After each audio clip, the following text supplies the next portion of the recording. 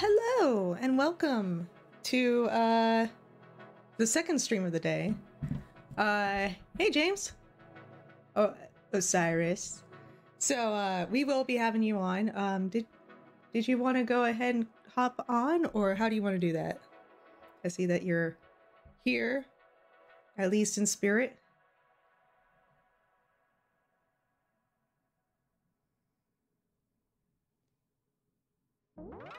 I was not prepared. I thought I was prepared, and I was not prepared. Some things are not set up quite right just yet. Give me a second.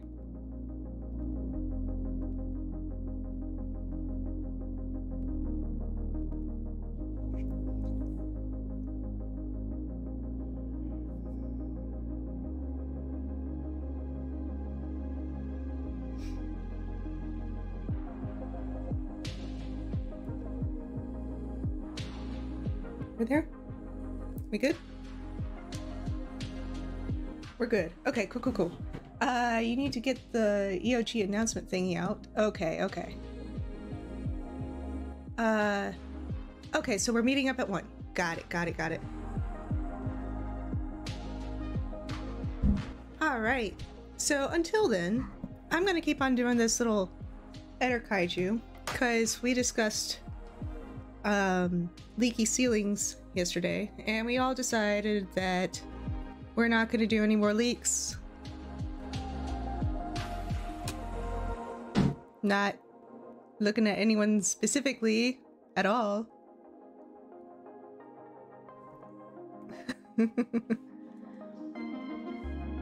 Alright, let's see where we are in the layers. Let's see what kind of mess we've given ourselves with this. I want the arms. Where's the arms? Okay, there's the arms. So we're gonna refine these arms a little bit better. Where's my...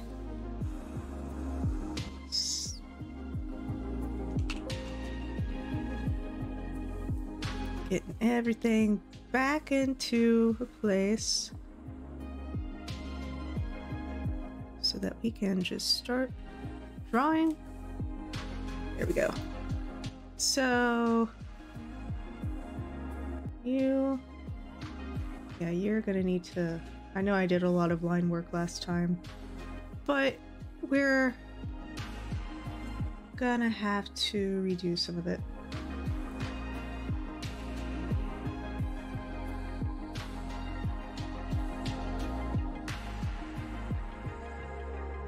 I think the hand's pretty good though.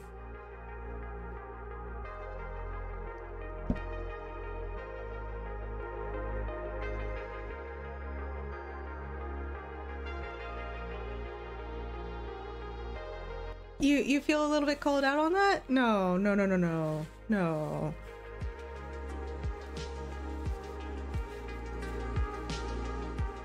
I mean, you're not the one that wanted to release half the book, were you? Or at least effectively.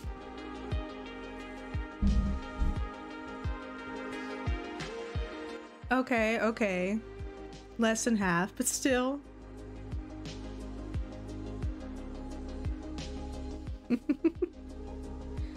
I'm sorry, I gotta pick on you a little bit for that. I love your eagerness for this project. It really is. I do love it.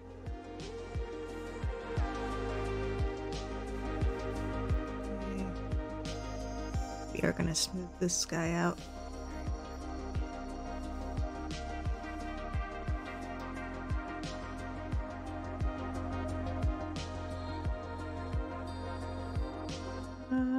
Yeah, make it more of a shoulder.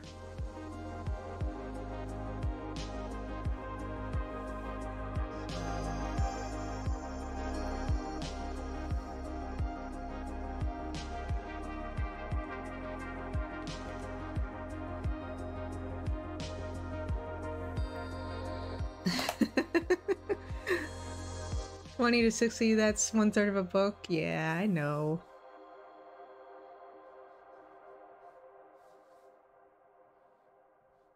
I do like that shape over there. I want to keep that shape.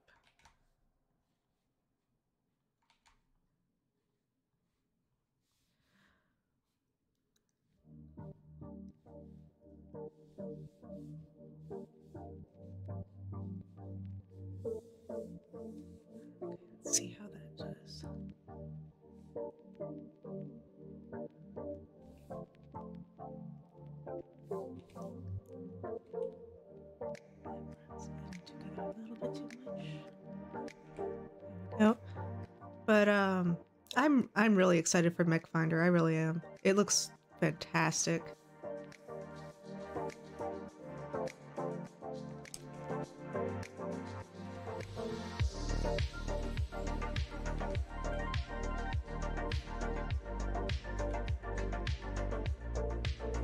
There we go. That's what I'm looking for.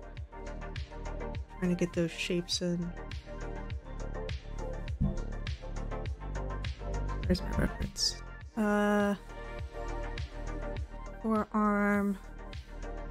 Bent has... With that triangle.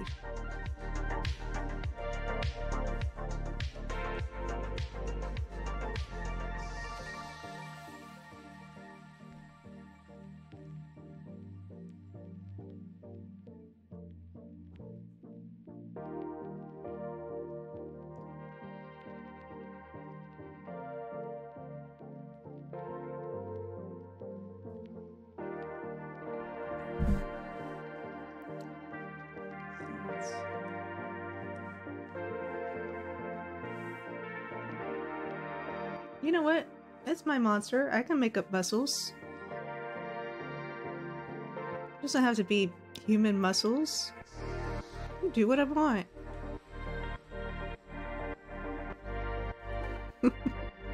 So long as it looks believable, right?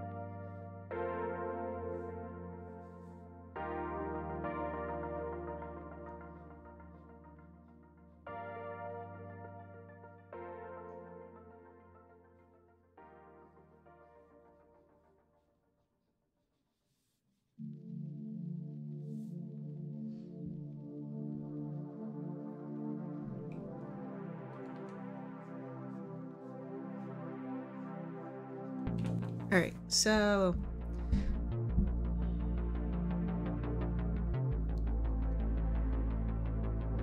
we've got this going.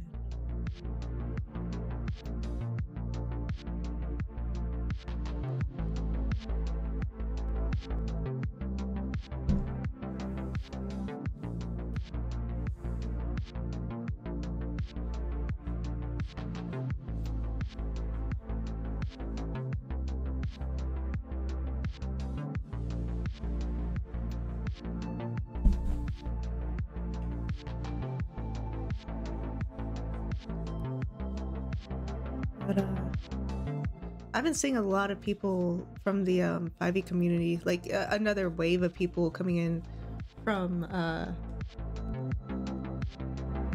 5e switching over, and there's a lot of people are still having issues with like just figuring out some of the... Oh boy, this is hard to do. Actually talk and draw at the same time. Ooh. But I've been seeing a lot of people having issues with like figuring out how to set up their action points, their action combos. And I think I mentioned this on our own thing. But I'd like to see if I can look into doing kind of a combo this together thing. For people that are having trouble, like, okay, I've got three... people are saying that, how to put this words? People are still seeing their 3-action economy as like, I attack. Oh, I've got 2 more attacks. I'll just attack 2 more times. But it's causing a lot of players to have a tough time. And they're not seeing how much of a teamwork thing Pathfinder is. I was hoping to maybe do something with that. Like teach people, hey, set your fellow player up for success. It's a good strategy if you're a don't we do that with playbooks? And also that's a good strategy with if you're a flurry rager. Yes and yes. But I was thinking of like a separate thing for just generalized things. Like any class can use. Like that just use like the basic actions. So like it's more of a situational thing. So where I'm doing hidden, seek, and point out. Just do a little segment where it's like, here's a situation. Your allies cannot find, you and your allies cannot find your target. So, because they are hidden. But you know what square they're in. So you use seek, you use point out, and then you attack, or you do something else. Or, I was in a situation the other day where we were in a swarm of something, a large swarm. And I actually just used my turn to push 2 people out of that swarm and then walk out of the swarm myself. So it spread us out and it made it to where people weren't getting hurt as much. I didn't do damage, but I think that's something that a lot of people don't see is you don't have to do damage to be effective. Mitigated damage is less damage taken and less healing that needs to be done. So a lot of people, even just in general TTRPGs, they don't get that. Ooh, I like that. I like that right there. But that was a segment I was thinking about picking up.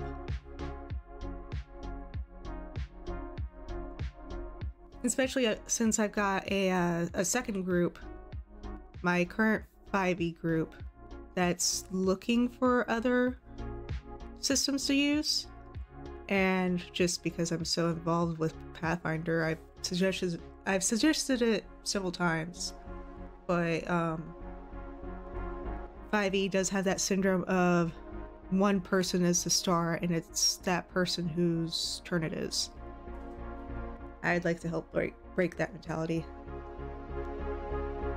All of that is 100% true. I think the other thing is that the GMs forget about basic actions with monsters all the time. So they're not fully engaged with the stuff monsters can do. Ooh, you're gonna share some thoughts on that? I'm ready. But yeah, that is true. That's actually one of the reasons why I really like the way adventure paths are written from Paizo, is they actually give like, okay, this monster, this, what is it? Was one of the ones that we ran into recently. This monster is basically a dumb animal, right? It hunts, it sleeps, it does animal things. It's not going to go out of its way to like strategize or anything. It's going to either attack or flee depending on what its environment is and who's engaging with it.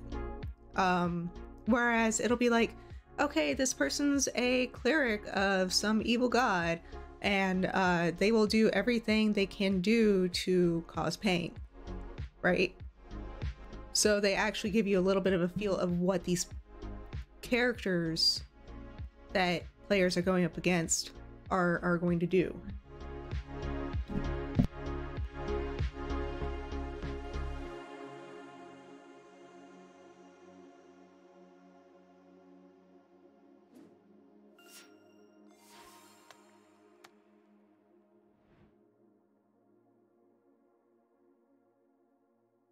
And it's not just like in a social situation, it's also during combat, so you get an idea of how they're going to fight. I'll go ahead and say it. I did not see anything like that too much at all. At all. Now that I think about it.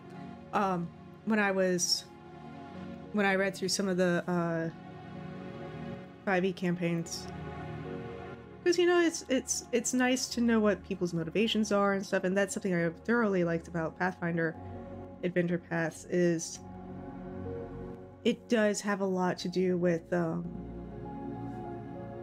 motivations of people, right? We're gonna move this here, and we're gonna start on a new arm because I'm pretty happy with the way that arm looks, and I want to see if I can keep that flow going.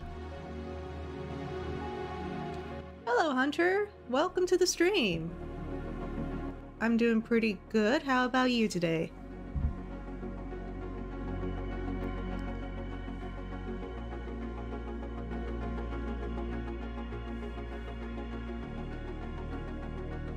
We're mostly, we're going to be having James come on here in a bit, and we're going to be talking a bit about Mechfinder, if we can do it without giving too much away.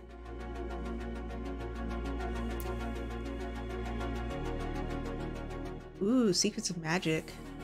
Looking at some spells from Secrets of Magic. Sounds fun. What kind of spellcaster are you looking at?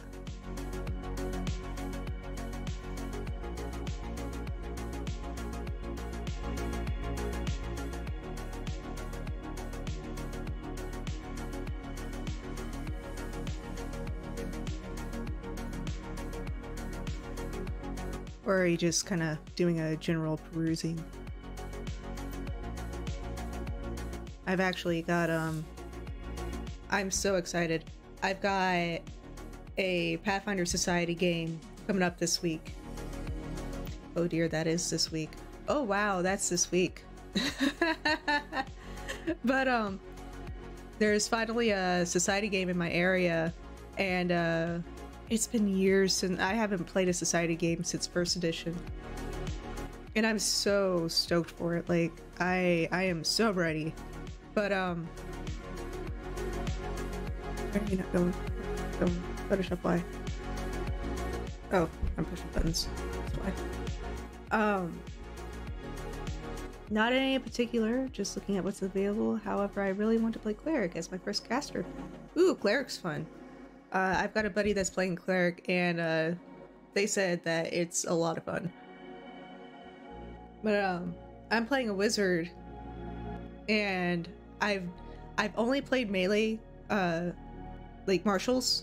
I've only played martials so far, so this is my first caster. Clerics are terrifying in 2e, but for all the correct reasons. Yeah. They're fun though. They're a lot of fun from what I hear, and they look fun. I'd like to play one eventually.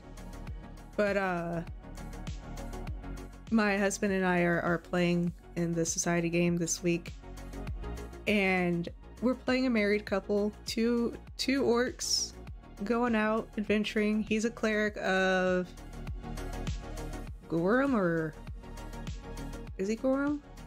No, he was a healing cleric. Can't remember what his domain was. Oh darn. He is doing healing and buffing though. Excuse me as I have 5 additional spell slots for heal or harm. Aristil? Maybe? He is building him very orky though. Like very...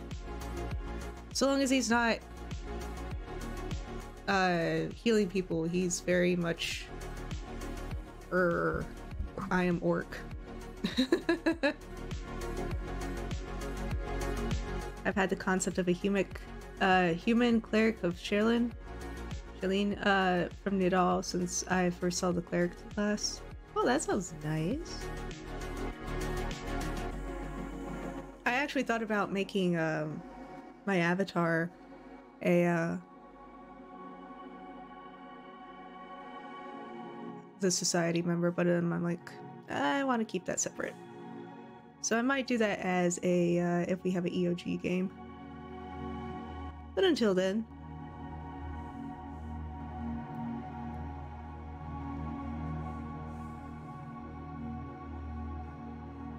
probably, if my avatar were a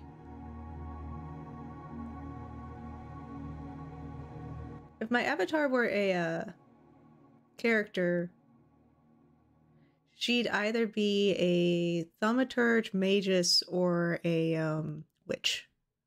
I can't really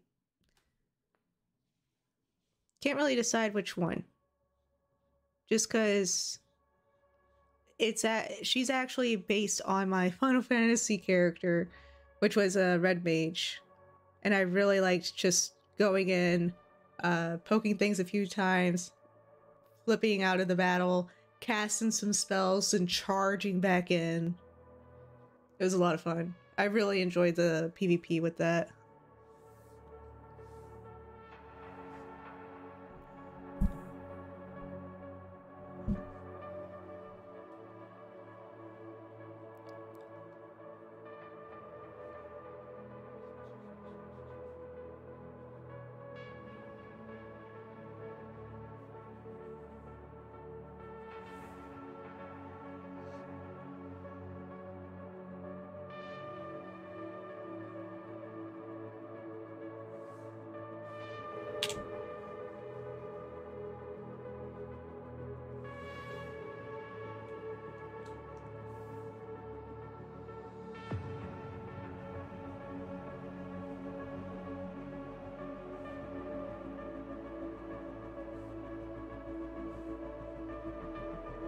Thaumaturge is such a cool class. Yes, agreed.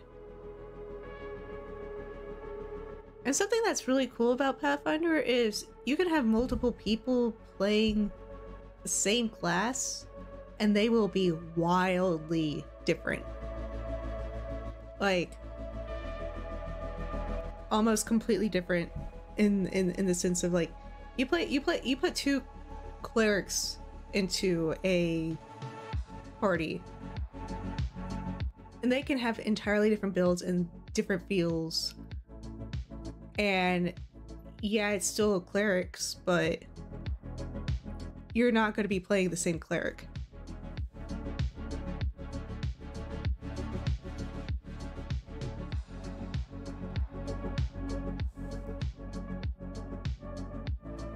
And looking at what tools Thaumaturge gets, it's crazy.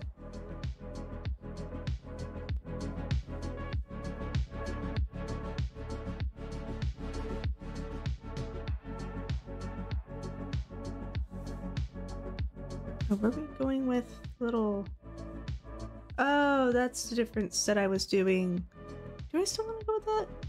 I originally had him have, like, little claw hands, but now it looks like I went with meaty sausage hands.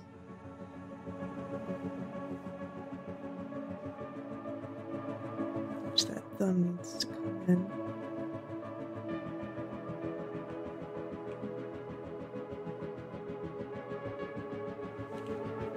I don't know, I like the claw hands. They look like they're gonna go and like rip into metal and stuff.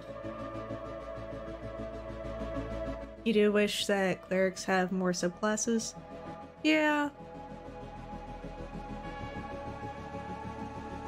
But I think their versatility comes more from their, like, their domain spells, isn't it? I could be wrong. It's been a moment since I've actually, like, looked into cleric.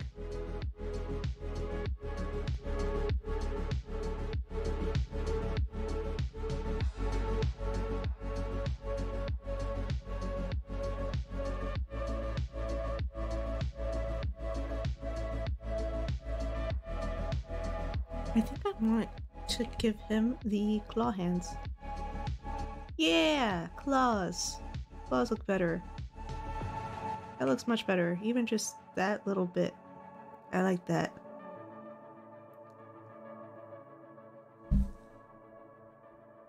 Yeah!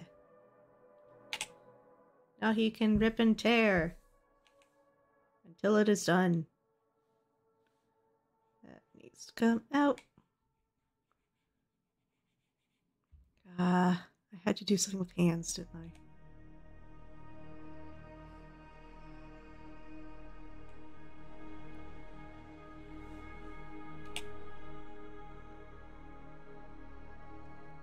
Yeah, I guess that's true. It just seems kind of odd when most of the other classes have a ton of subclasses.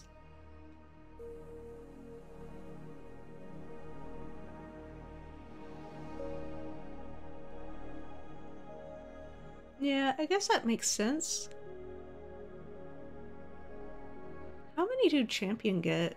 Because I'm also playing a champion right now.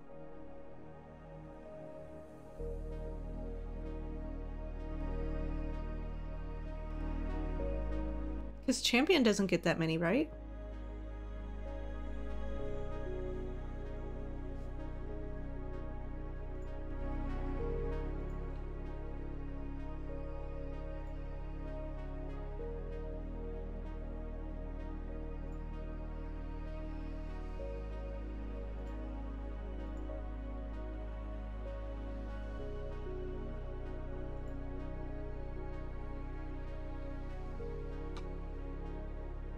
Yeah, they get the codes, right?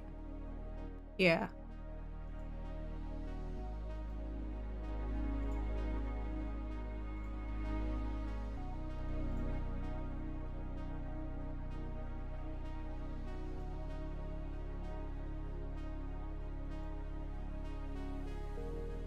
One for each alignment. Is it each alignment? No, it's to do with their deities. Because no, they get like 3. They get let me look at it. I have it right here. Because it's on my character sheet. Builder.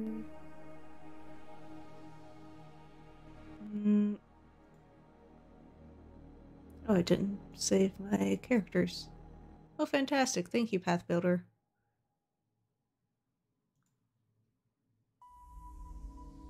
Is that it? Monk, Witch, Fighter, Wizard. Is that it? Champion, yes. They get... You can get Deity's Domain, which gives you, like, a domain spells. And then you can choose a cause, so, like, Anti-Paladin, Desecrator, if you're evil. Liberator, Redeemer, and Tyrant. And usually it's like Liberator or Redeemer or Paladin. Especially if you're playing Society, because you can't be evil in Society. They actually take that very seriously. It's gonna be a problem for one of my friends. She tends to err to the evil side, and I'm like, hun, you can't do that here. It's gonna get you in trouble. Like, it's okay. It's like, no, you can't stab the person with the poison dagger when they have no defenses. But I want to stab someone. I'm like, no, you can't stab someone just because you want to.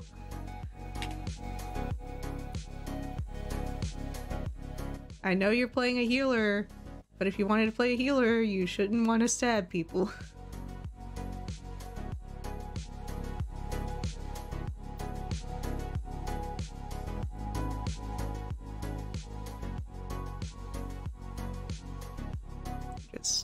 Refining these lines a little bit, trying to knock them down so that we can have the shapes that we want.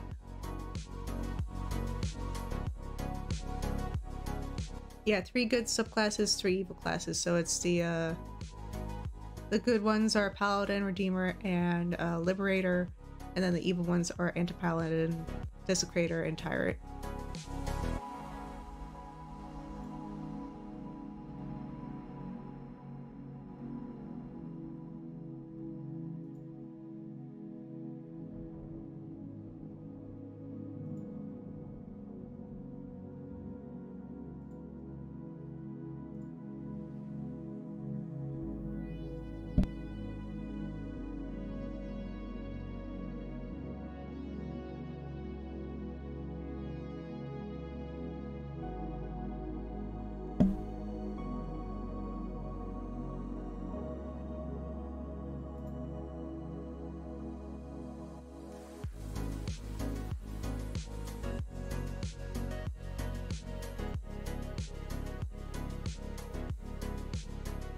And if you ever look at the Pathfinder First Edition artwork, the anti-paladin, oh my goodness, he's hilarious. He's like, he gives no cares in this world. He's fantastic. I love him. And in the most evil ways.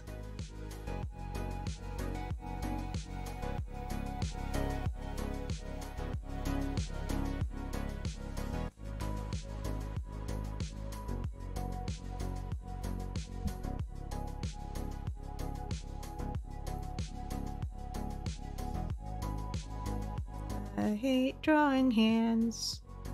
Hands are evil witchcraft of evilness. Is that too big?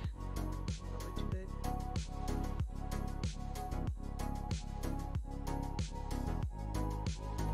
I may just have to have the hands splayed out.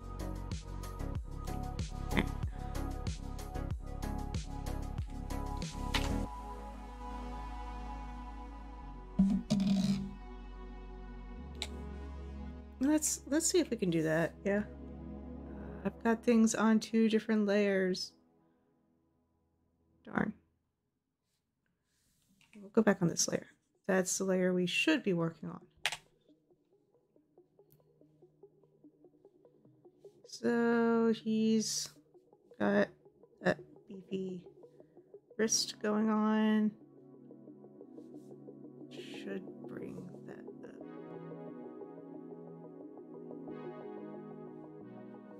There's a lot of refinement that I still have to do on this. So, but his wrist should be...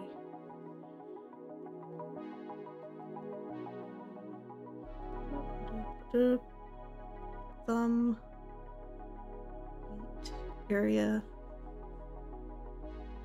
How do we want that? Do we want that? No. That's not how we want it. Thumbs don't turn that way.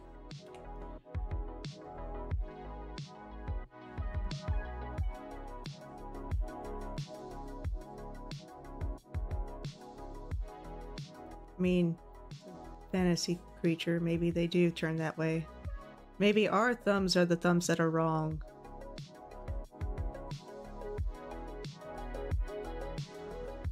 Bigger than I wanted.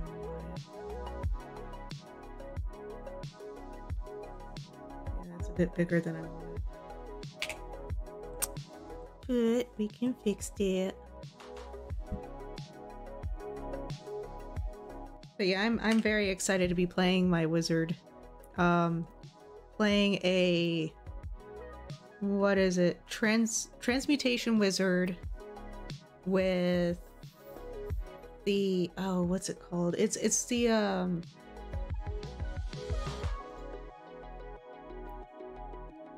it's the archetype that gives you where you can rewrite a spell slot. Scribe? No, not scribe.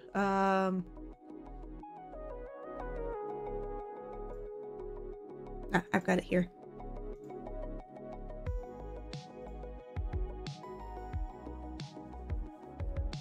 I took the spell substitution thesis, so I'm quite happy with that. She's very knowledgeable in many things, so you know.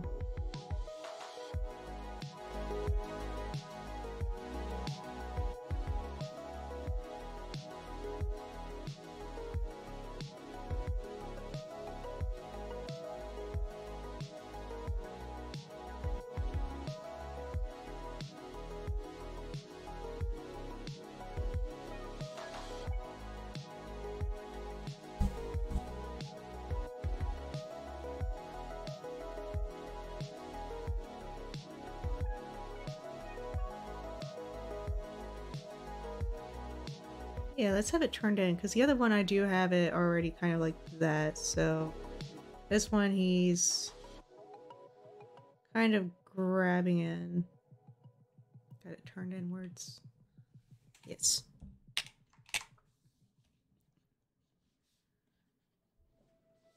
So I'll take that in there.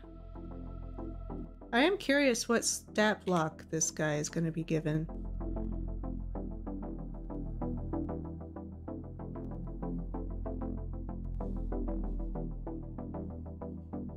Because he's supposed to be big. He's a big boy.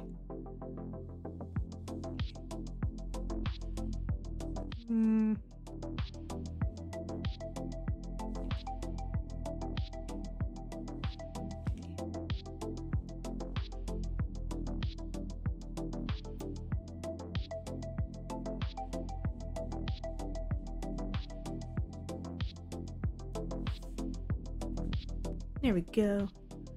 That gets us started on a hand-like object. Got the knuckles there. We got big old knuckles that you can knock things around with. It will all be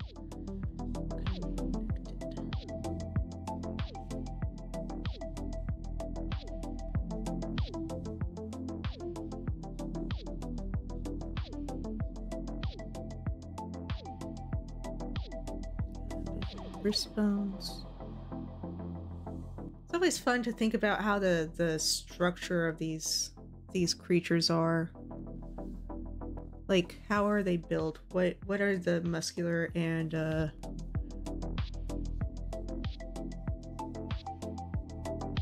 skeletal structure of these things?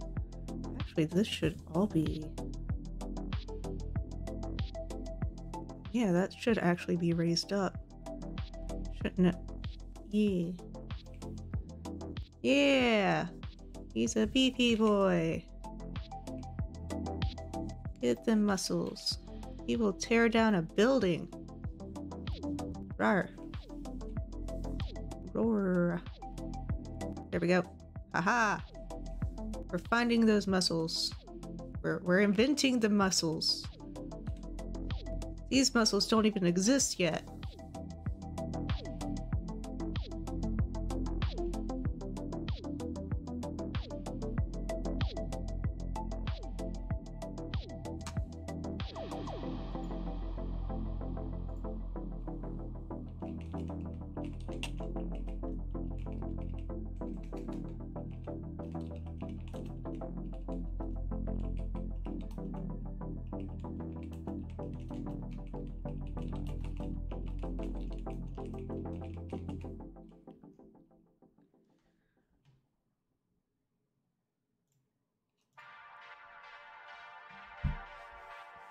That would actually cause... Now, okay, that's something weird about four-armed creatures. Like, which one, where do they overlap, right? Like, does... This should overlap this guy. But on this side, would it be the lower arm being overlapped?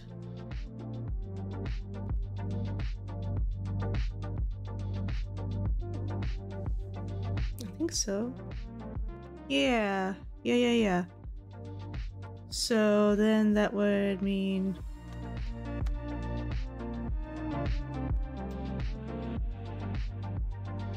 Let's move you up. Yes. Yes. That would mean you would move up. Or are you? Where is this line? Where does this line belong? Haha! Found you. You cannot escape me. The plethora of lines that I have. Alright, so this would actually come up here, and this guy start in right around here. Meaning you need to come up. And of course, you're on a different layer. Of course. So you go away. You get moved up. Then we can do that. Because it's kind of like a Machamp, right? Oh dear, am I going to use a Machamp as as a reference. Okay, let's do this. Machamp pictures. Let's go. How do I Machamp?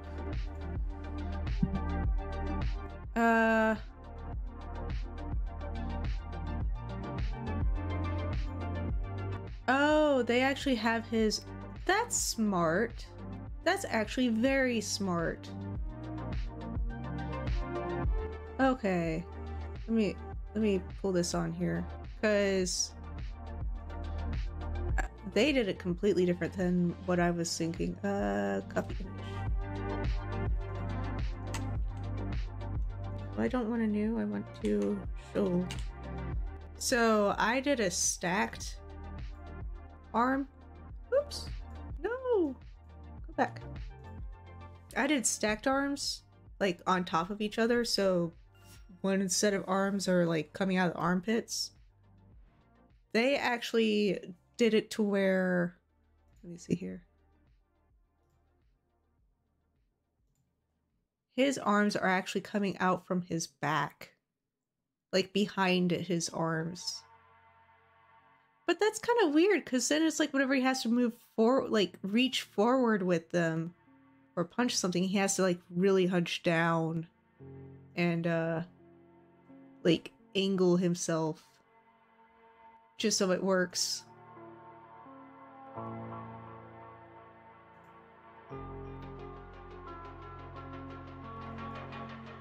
mean, I guess it works.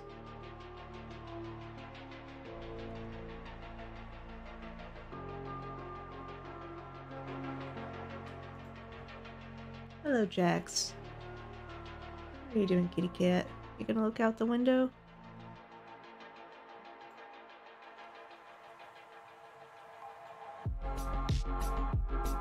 Alright, so it looks like player number 2 is ready to go. So let's get him on in here. Give me just one moment and I will figure out how to do this.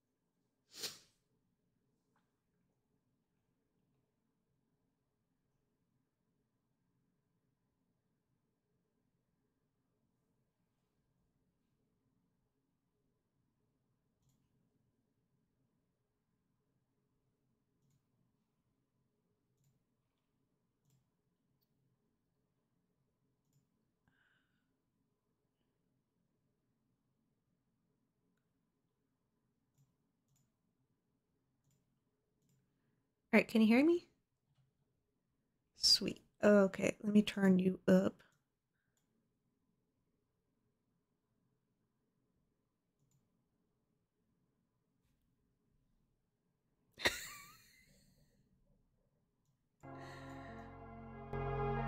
Apparently I didn't mute myself. Okay. I muted the music, but I didn't mute myself in case something went wrong with Discord. Let's turn down the music. That should get everything. Let me just make sure I can hear you on the stream.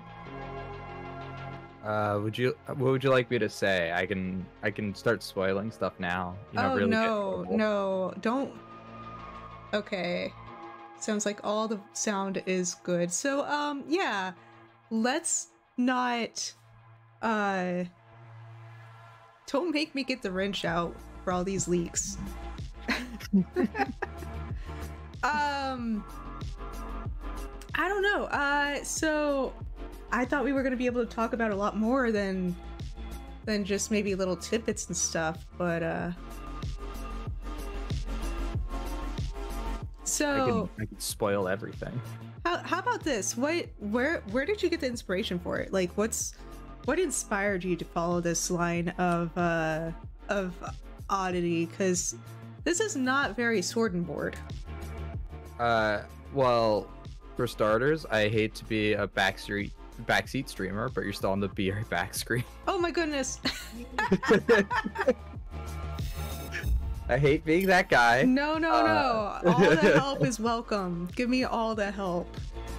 Yeah. I am no not problem. a professional. I have learned to be a professional through many trial and failing. Namely, a lot of deadly D8 failings. You get checks of the early VODs where it's just like, oh god, I'm learning how technology works way too quickly.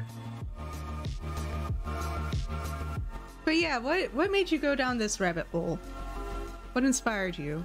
How honest is that question do you want me to be? Because I feel like the smart answer would be like, I've always thought about this, and it was like a stroke of pure genius, and it wasn't one night James was just like, you know, it'd be really cool, Max.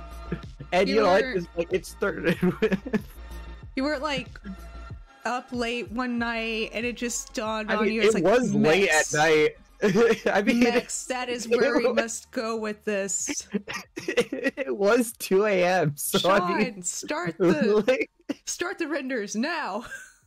Honestly, yeah. I think Sean was one of the first people. I remember it was one of two settings that I was potentially working on. It was either superheroes, which would have been Superfinder, or Mechfinder. And so I just started with the opening sentence of the time of the future is now. And then I just kind of like let my imagination run wild with it, in the sense that I just really wanted to get the essence of what would fantasy mechs look like, you know, because like we've seen a ton of mech gameplay before. Mm-hmm. You know, obviously some of my favorite, Lancer, is all about mechs. If people aren't acutely aware, I simp for the Monarch frame really heavily. I hadn't noticed. And so I really started like jotting down ideas of what would be the craziest things to put into a fantasy mech game, and what also existed. I think the other thing was what reaches the bounds of unrealistic in what we have seen before. And so I had Starfinder Tech Revolution. I cracked that open. Mm-hmm. It was a little bit closer to Lancer in the sense of you build your mech, there's a frame, you know, you get to pick your parts. But that wasn't really what I was hoping for.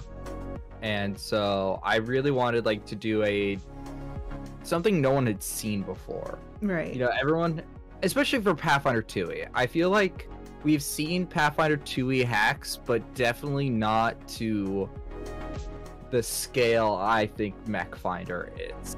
I'm saying this, you know, knowing what is in the book already. You know, what has been written down, and, you know, not the 20-page demo that is now getting cut down to 5 That is not a demo. That is a straight up only sample. A third.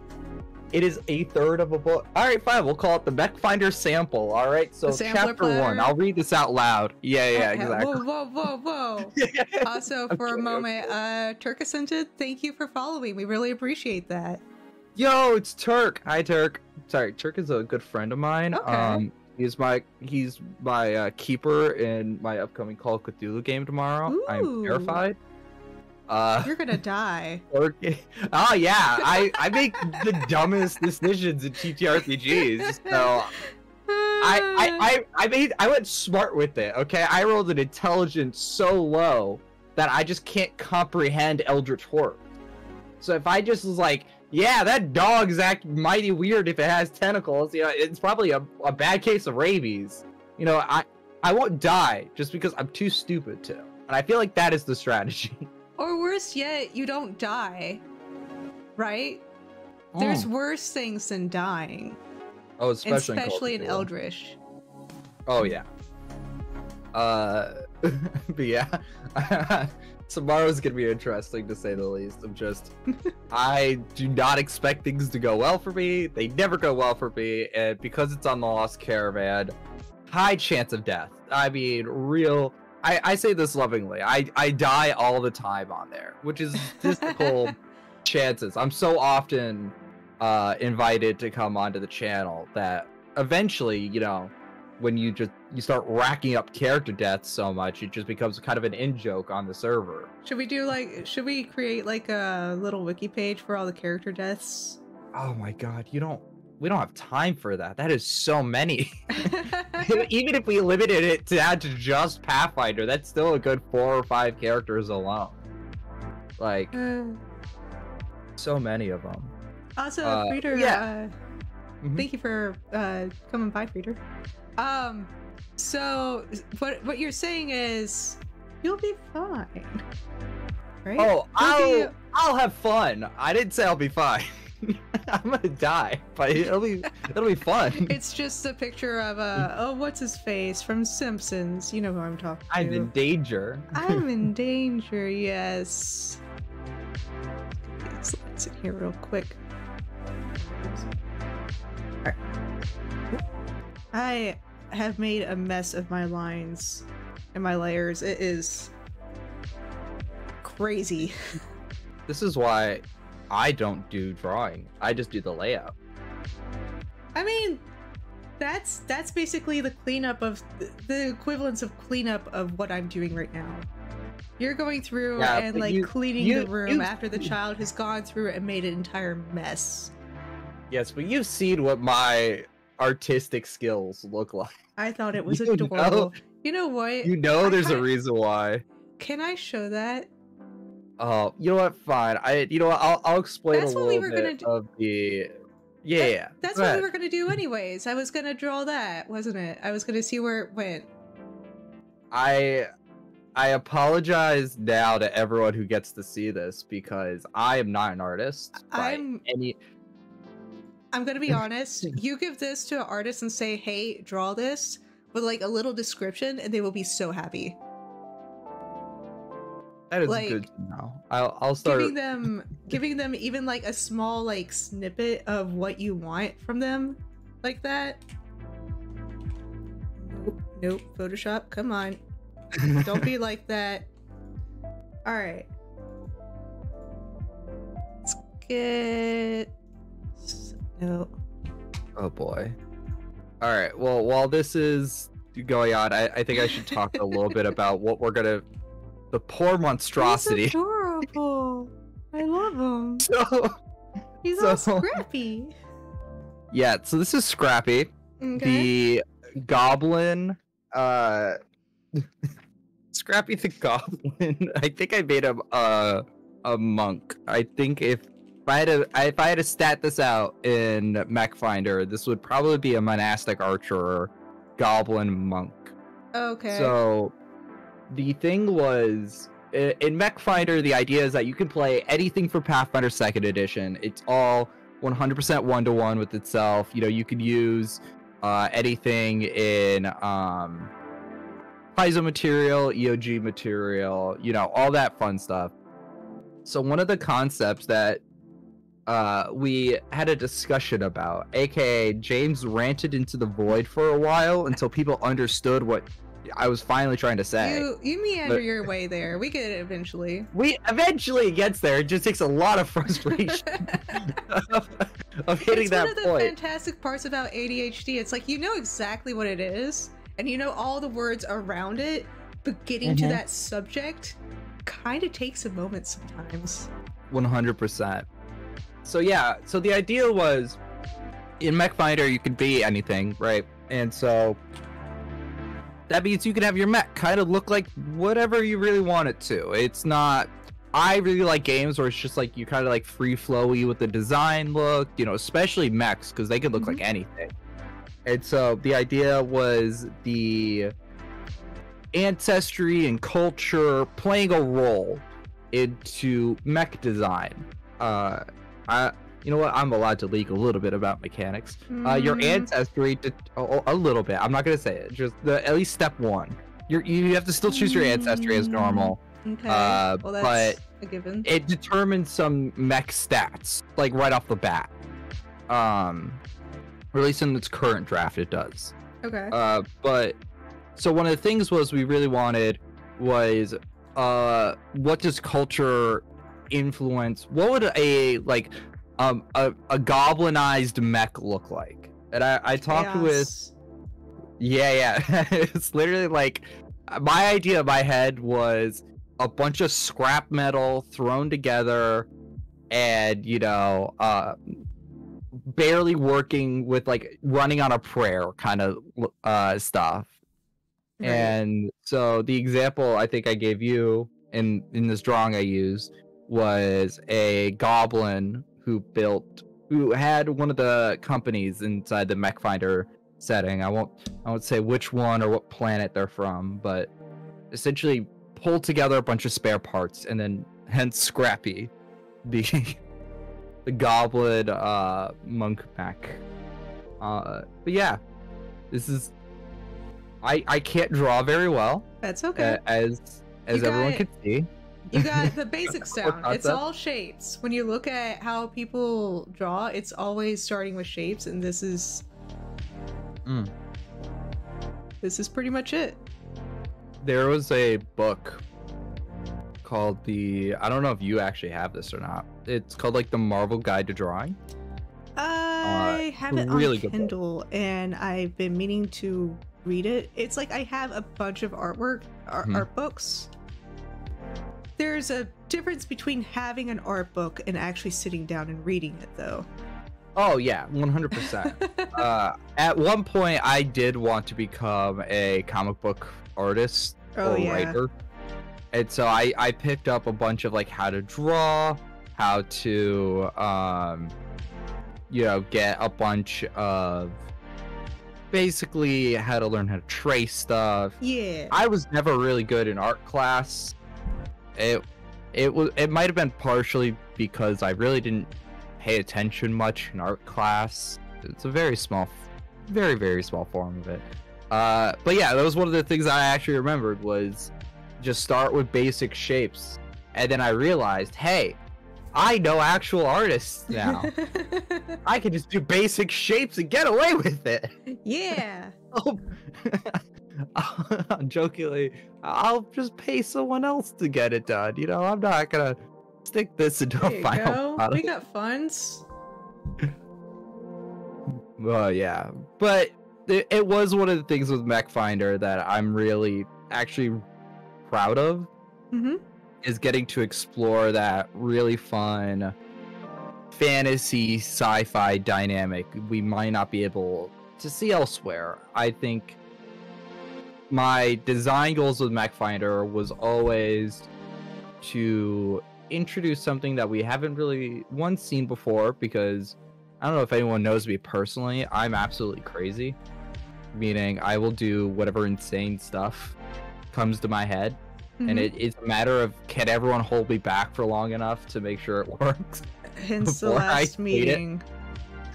No, James, you can't leak things. No. I just wanted to leak, like, how to play a few of the planets, all the classes, you know, upcoming. All the classes. To be fair, it was in the current draft. Like the current core rule book. That's not what we're gonna call it, but you know, yeah. The current housing of all the stuff that we have. Each class takes up a page. You know, right. It's got a really cool little story beat intro. So you have a POV from a pilot who's piloting a, you know, let's say thaumaturge mech. It has a paragraph explaining how that class works in Mechfinder, and then a sample build. just so it really kind of demonstrates all of it. And in my demo, or now we should call it a sample at this point, it was just cutting everything down to the paragraph. But yeah, it was. I checked it like as we were having that conversation last night. I didn't realize that classes took up in the demo 4 pages. It starts at page 10 and ends on page 13. This is what happens when you have 22 classes in Pathfinder, not including any of the EOG stuff. Honestly, a little bit surprised that you went with all classes, just straight off the bat, all of them. Not even like, okay, we'll do like this. Hi, Mabel. No, you can't be on my keyboard, Mabel. Go. Shoot. Oh, my orange cat does not have a brain cell today. But just like full on, let's do all the classes, right? That's ambitious. You're very ambitious. I mean, yeah. I opened EOG as soon as I turned 19. So I mean, a little ambitious, but in my head, there is nothing stopping anybody from playing any class in Mechfinder. I think the big thing was having that backwards compatibility and having that sort of inclusiveness. I think would be the correct word, because you know a lot of people really like using homebrew material, you know, whether it's EOG, whether it's, you know, something they found off of Pathfinder Infinite, you know, whatever cool stuff that, you know, maybe not even I've heard about. I'm sure it's out there. As much as I obsess over Pathfinder 2, I unfortunately cannot have my hands in every single pie. But the big thing was just making sure that everybody had a seat at the table, no matter what they were bringing. And so, yeah, I really wanted all the classes to be there, at least from the starter. And that was like before I was even gonna. I haven't done it yet. So, you know, EOG members listening now, don't get mad at me. Yet. I was gonna write in how to do all of the EOG classes as well, which would have been like, you know, how Vanguard, Ironclad, Tarot Master. See that? Yeah. Delia says ambitious or just doesn't know when to stop. I know when to stop. It's just a matter of when can everyone. We've had to tell you to stop several times in the past. Wait, hold on. I know when to stop. It is when, you know, it's like when you're speeding down a highway and the police do that like spike rollout thing with like, you know, they have to like pop all the tires at once. I feel like that's when I know when to stop. When I see that line, I make sure I run over it, and then that's when I stop. You know, it's just when everyone has to hold me back, I know that's when I hit a good point. So it's a matter of, can you guys actively stop me fast enough? So that's ambition. James, I'm gonna agree with Delia here and say that's not knowing when to stop. I heavily disagree. That just means that's just being forced to stop. Yeah, no, I agree with that one. No, I completely disagree because I'm always correct. So I don't know what to tell you. No, I mean, I genuinely I have an end point for Mechfinder. In my head, I want roughly about 150. I think 150 pages right now is a good goal, with about 50-50 between mechanics and setting. We're currently working on the setting parts because, like, over the last few days we had really been pumping out mechanics. I won't say what those mechanics are because I was told I'm not allowed to leak stuff, but we were working really hard to make sure some of the balance was going into it, some of the class archetypes, some of the new archetypes, equipment, all that fun stuff was going to make sure it's done. So right now I'm as James, I'm currently working on making sure the setting really works well, and currently talking with a few artists about what this style is going to have to look like, because I don't think we've seen spellcasting mechs in a lot or any media. I know there's some media where spellcasting mechs exist, but I mean, like, it's usually fantasy, pew pew laser things, or if you get into like the 80s, they get into like the biochemical mechs where it's like everything's like, oh, what's it? I can't remember any of them. The only one I can think of off the top of my head is like from the Irresponsible Captain Tyler, which I'm pretty sure you've never even heard of, because that's from the 80s. I am well cultured on the 80s, by the way. My dad has forced me to watch a lot of stuff. I don't know why, but Biomech for me has always been Mechagodzilla, because the first Mechagodzilla was built on the bones of the first Godzilla before they blew him up. Sorry, after they blew him up. It's a really good sorry, go ahead. No, the thing that I'm thinking of is like, it's like a type of ship where, like they were all over the place in the 80s. Things. I've got a picture here. Copy image. No, that's not what I wanted. Copy image. Where it's like everything's like in liquid, and you've got the ships that just like drop out of the pods. Where it's like half machine, half biological. I know what you're talking about. Yeah, like everything in the 80s was this, if it was alien. It reminds me of a little bit of Forerunners from Halo. Yeah, where it's like a little bit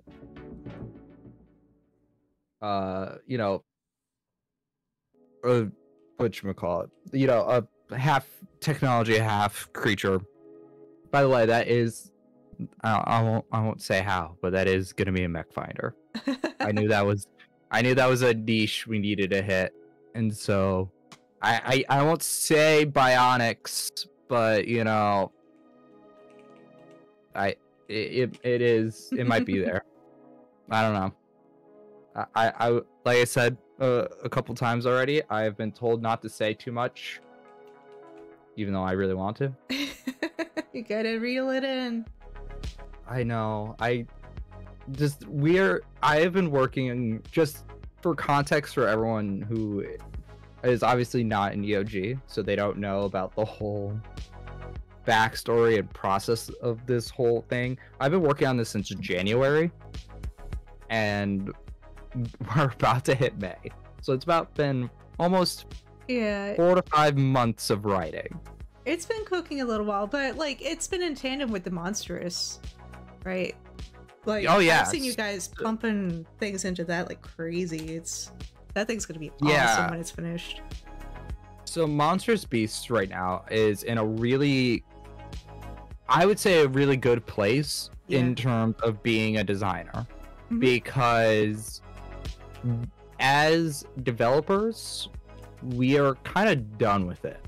In the sense that we have the book written, we're mostly just kind of waiting on the layout to be done, which I work on.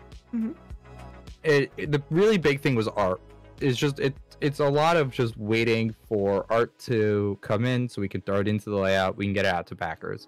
So we're not ignoring Monstrous Beasts. We're actually working on the playtest number 2, which will be out in the next week or so.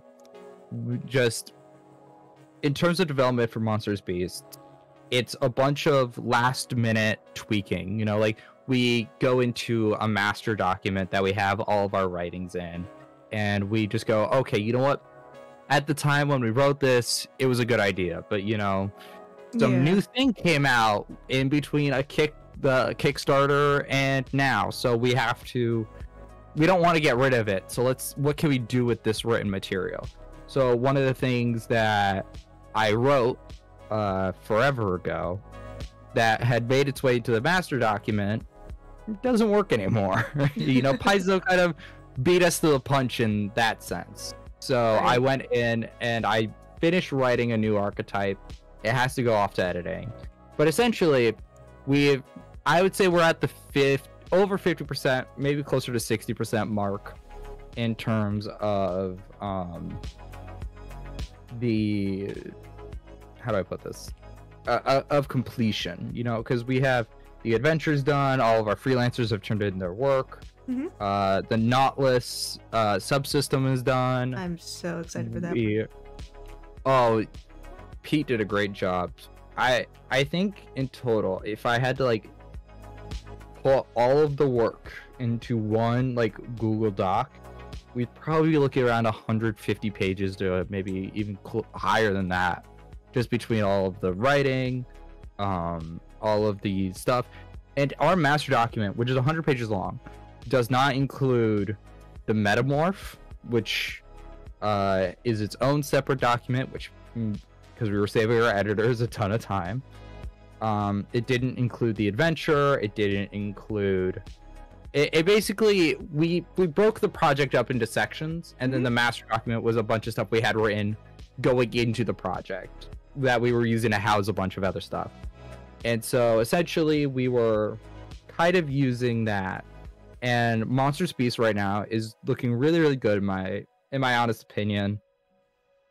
I just to talk a little bit about if any backers are here and want to know what's going to be in our next supplement we send out to you, there will be the reactive form metamorph. So if you want to be a little bit less, I actively shift and I shift based on my instincts, that'll be in there. It's going to have some cool new we expand on form spells, so new options. So if you want to cast animal form, but get a bullet or a bunyip, you can now.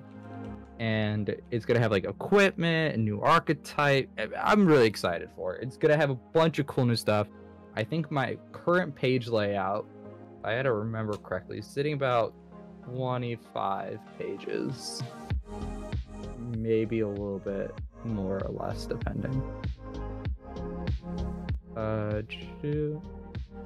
24 pages, but that's not including one or two things that I need to add. So okay. take that as you wish, but I'm overall really, really excited to do it. I think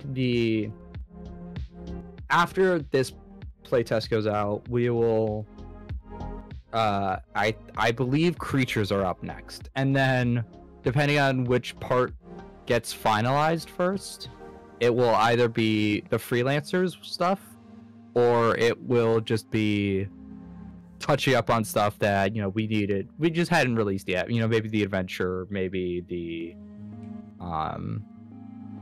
Nautilus subsystem, so on and so forth. It really depends, because some of this is, in all honesty, going to be what part of the editing team signs off on what stuff and when, kind of. Right. A very standard thing for publishing houses. I've worked with a lot of, just as a freelancer, I've worked with a lot of places, Paizo, a few other smaller indie companies. We're in a really good spot, and so I'm really, really proud about how all this is coming together. You've been really diligent in making sure we've got those good connections and stuff, and it helps friends. It helps when you do nothing but talk about Pathfinder all day. It's almost, when you almost like it's your life's work at this point. Honestly, I didn't expect it to happen this fast. Right. Well, I mean, I totally understand that. Once you get picked up by someone, it's like, whoa, okay, where are we going now? It was really funny. My first contract was with a Paizo developer. Oh. So so not to date myself a little bit, just how old I am. By the way, almost 20. I was in I was in high school during the pandemic, Right. and our senior year, we were all in masks, we were in hybrid models, and we had just imagine to. that. God, it was horrible. But we still had to do a senior thesis, which I'm really mad that they eventually stopped us from doing. But essentially, they were like, "Oh, write a senior thesis, and you have to do a project based on what you were ever going to write about, right?" Right. So I was just like, "Oh, you know what just came out? Lost Omens Ancestry Guide. I really like that book. Expanded a bunch of core stuff. Just basically a bunch of stuff that was really needed. New ancestries, whatever." And so I ended up writing a one-page expansion for every single new versatile heritage and ancestry in there. Really short, probably took about 2 or 3 weeks-ish to get all of it done. And I was just like, it would be really cool to have some legitimate names sign off on the project. It doesn't have to be like, this is great, but just like say, hey, I did my research. Yeah. And the person I vaguely knew Luis Loza, and we had talked on when I was a little bit more active in the No Nat Ones channel. We talked over there occasionally, and I basically reached out to him. I'm like, hey, would you be interested in doing an interview? I'm James, I'm a big fan. I would like to just say, hey, I did some research for this high school project. And Luis was like, yeah, sure, totally. When do you want to meet? We set it all up. And I ended up doing the really cool interview with him. He's such a nice and approachable person. He should not have been. I did not expect the level of just how awesome he was going to be, which is incredible. But yeah, we ended up talking. I told him about the project. He's like, oh, that's really cool. I would love to see it, published sometime. I was like, oh yeah, me too, because I really enjoy working on it. I really enjoy having all of this really cool opportunities to get to do this. And he was just like, you know what? Reach out to me when you're 18. Because at the time I was 17. So I couldn't sign any contracts legally. I would have gotten into some heavy. Well, actually, I could, but it would have just been a lot more hoops to jump through. But yeah, essentially, Luis Loza took a chance on me, which was really, really cool. And we released it took about a year of development, but we released the core supplement, which was just all the core ancestries being expanded on. Right. But I do remember the look on his face, because when the day I turned 18, I remember I showed up to school. I pulled out my laptop. I was in psychology class. Because it was the end of the semester.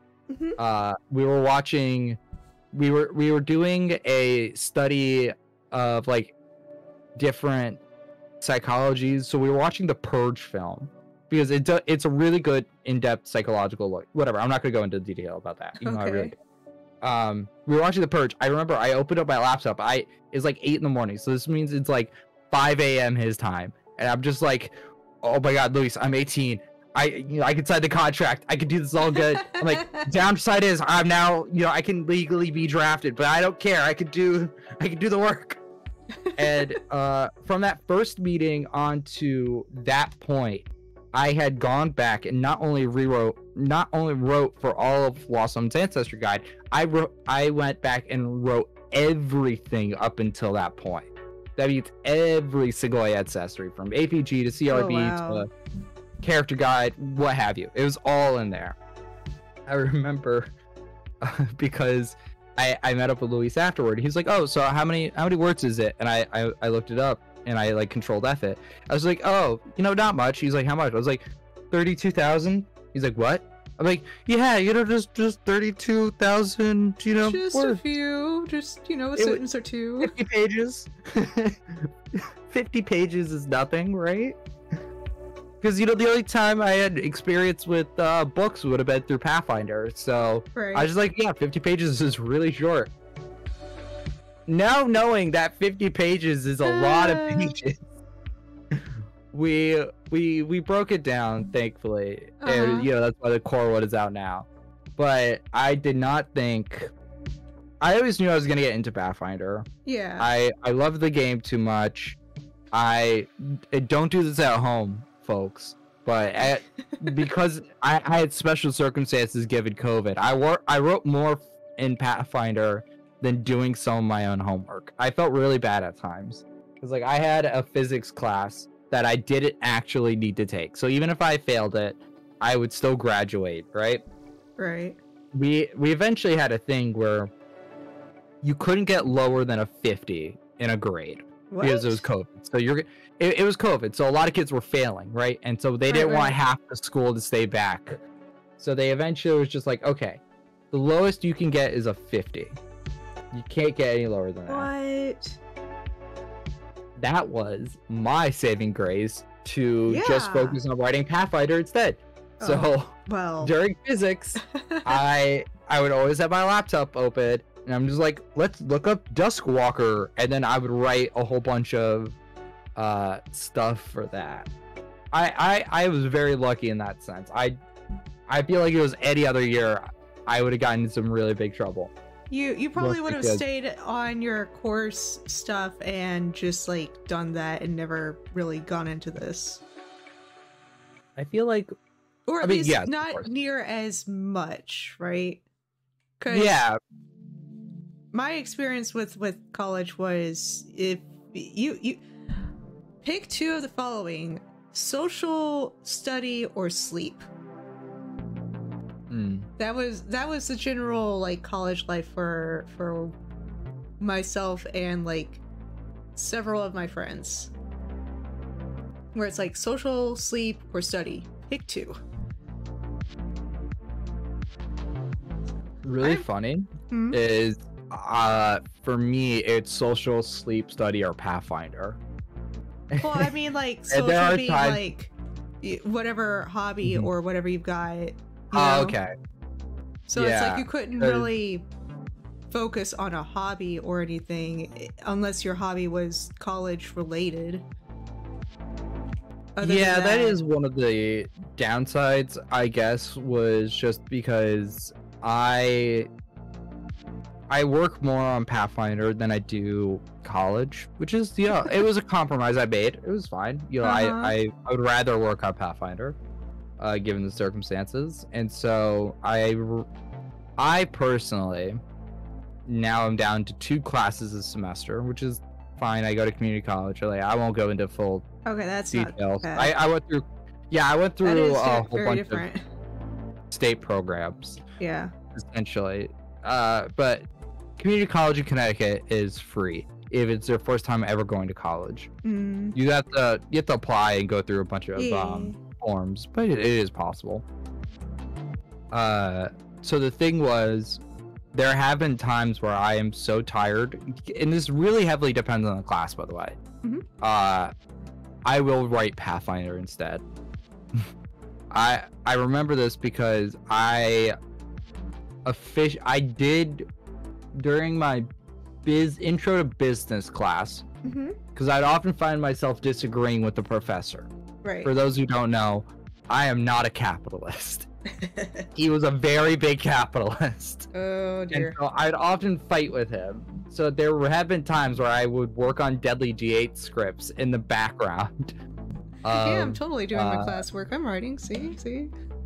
I mean, he couldn't get mad at me because I did my homework, and if he was like, Jim, what's your thoughts on this given thing? And I could just be like, I know the answer you're looking for, but I'm gonna just like, because like at one point he was just like, so what's your thoughts on Venezuela, because they're a socialist country and you're a socialist. I'm like, I think I was literally working on I can't remember which script. I think it might have been Sniping Duo. And I've just been like, I answered the question, my honest thoughts. I won't say I'm here just because I don't think this is really the time or place to really get to deep socio political blah blah blah blah blah. But yeah, essentially I was just like, I have absolutely enjoyed Pathfinder. I will be honest here and say that maybe I should have probably taken a little longer to get EOG set up. Just, you know, I did a bunch of stuff, learning stuff the hard way. To be honest, I don't regret any of it. I'm really proud that it has gotten to the point like we could work on Mechfinder and just be like, this is a kick-ass product. Also, that gobobot is looking awesome. Thank you. Scrappy. Well, it is really cool just to keep going into detail about Mechfinder because, you know, I appear, so I might as well keep giving spoilers. We do have jetpacks. James? Mm-hmm. No spoilers. Alright, fine. We definitely don't have jetpacks. Well, saying that we don't have something is a spoiler. Alright, we may or may have jetpacks. I can neither confirm nor deny or confirm whether or not we may or may not have written that into the supplement. But that is looking cool. I'm really glad for it. Thank you. And you gave the inspiration for that, you know? Yep, I certainly. Okay, I took the sword and stuff, the triangle legs. I did change the shape of the head. It. But I kept the pointing I think it gets the gobobot down perfectly. You know, I know it's not warp, but to be honest, nothing could be as cool as warp. That is warp? A very hard warp. Warp? Oh. It is the inventor goblin bot for the inventor class. Oh, I've not seen him. Inventor. I feel like you have. I probably have. I just don't have. I've not looked into Inventor very much. Inventors is fun. Here, I'll send it in the chat, the EOG chat. Yeah. Okay. Where's the Twitch? There we go. The little gobble bot. Oh, the little guy. Let me just copy image. This little guy, just for people at home. He's so cute. I've been my Friday group's been playing what is it called? Outlaws of Alkenstar. And just I love that one. All the clockwork things in it is such a good vibe. I love it so much. I was not expecting a good like cowboy romp, you know? Oh yeah. Steampunk cowboys. Oh yeah, I ran the first book for a few friends of mine. I really enjoyed it. It was really cool working on Monstrous Beasts. Was actually having Vanessa come in and work on the project. Mm-hmm. And so I really got to just like geek out in front of her about just like, oh my god, I really enjoyed it. You know, like when they did this part, I had them do, you know, whatever. And it was really cool. I really enjoyed Outlaws. But yeah, Construct specifically in that AP, I really actually a minor, not like a huge point in the story. I really like the opening, not to give away, you know, everything of the module. It opens with you kind of like casing out a bank. Yeah. And one of the things is it's being completely run by clockworks. Yeah, like the guards are all clockworks. This is so cool. I made a mistake with that area. I made a big mistake with that area. So, did you walk to the light? No. I forgot that alchemist grenades were splash weapons, and I put one out. Yeah, I tossed one in there to disable some of those clockworks, and the token for the bank teller wasn't on the board, but it was told to us that the guy was there, and I accidentally hit the bank teller with the lightning grenade. I felt so bad.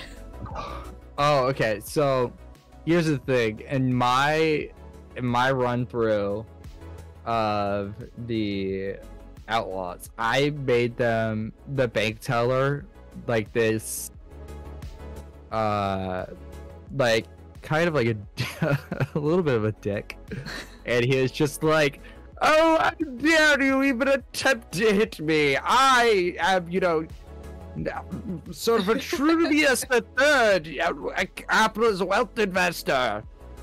And it was just like playing, and so because like in the module they use the same like art, because obviously why would they get 4 separate pieces of art for the like a very minor, not even really an NPC. Mm-hmm. And I just basically played them like, we are quintuplets and we are rich, and we care very much deeply about what love lawless does for us. And it was just like I just made them just like, oh, how dare you even over the top to rob the bank.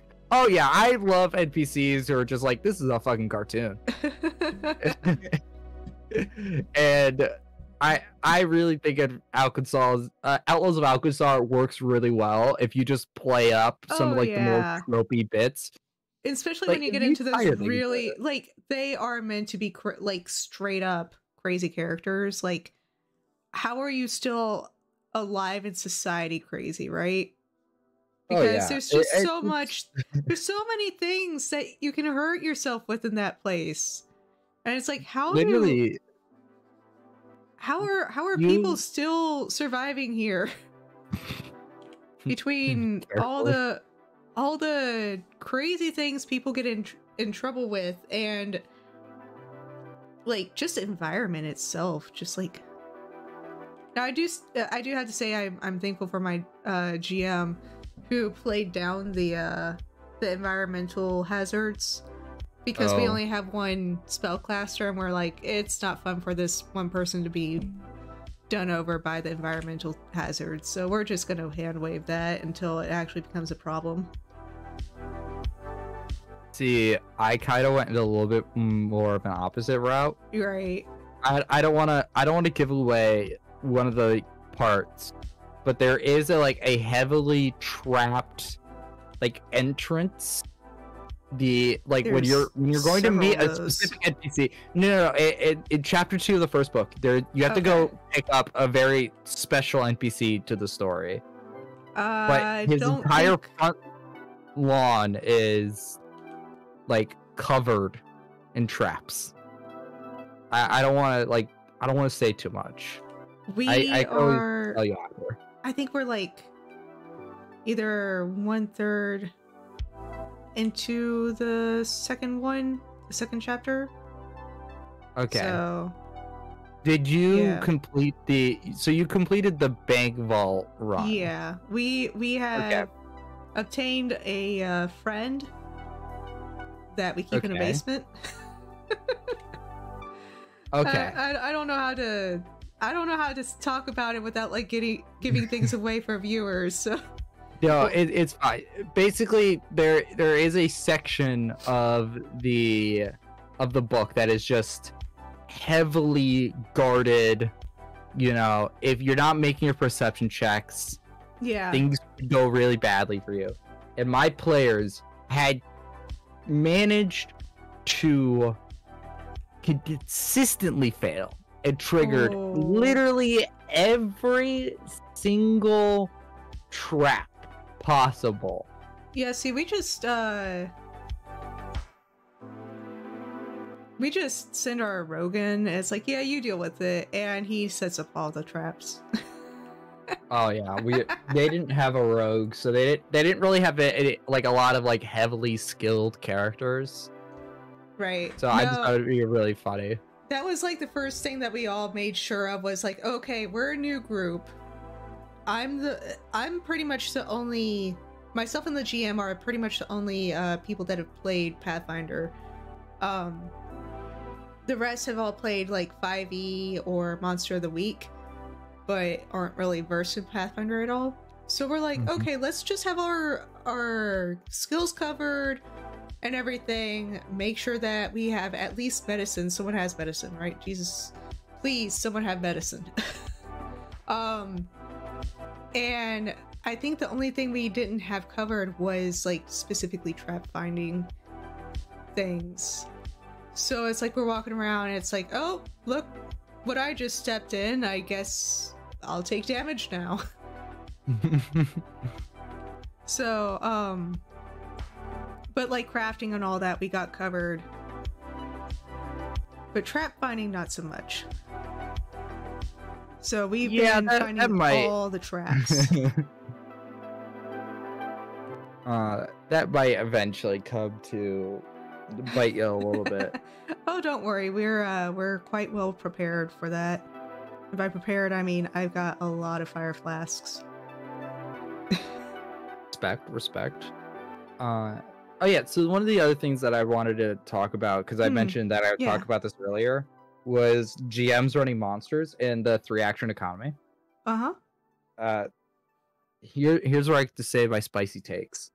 GMs should use more basic actions in their set of roster, because like one of the really cool parts about Pathfinder 2e is like how cool monsters function and run, especially like as a developer when we get to write monsters. You know, we're obviously thinking about what are cool, unique things that this specific creature can do. Right.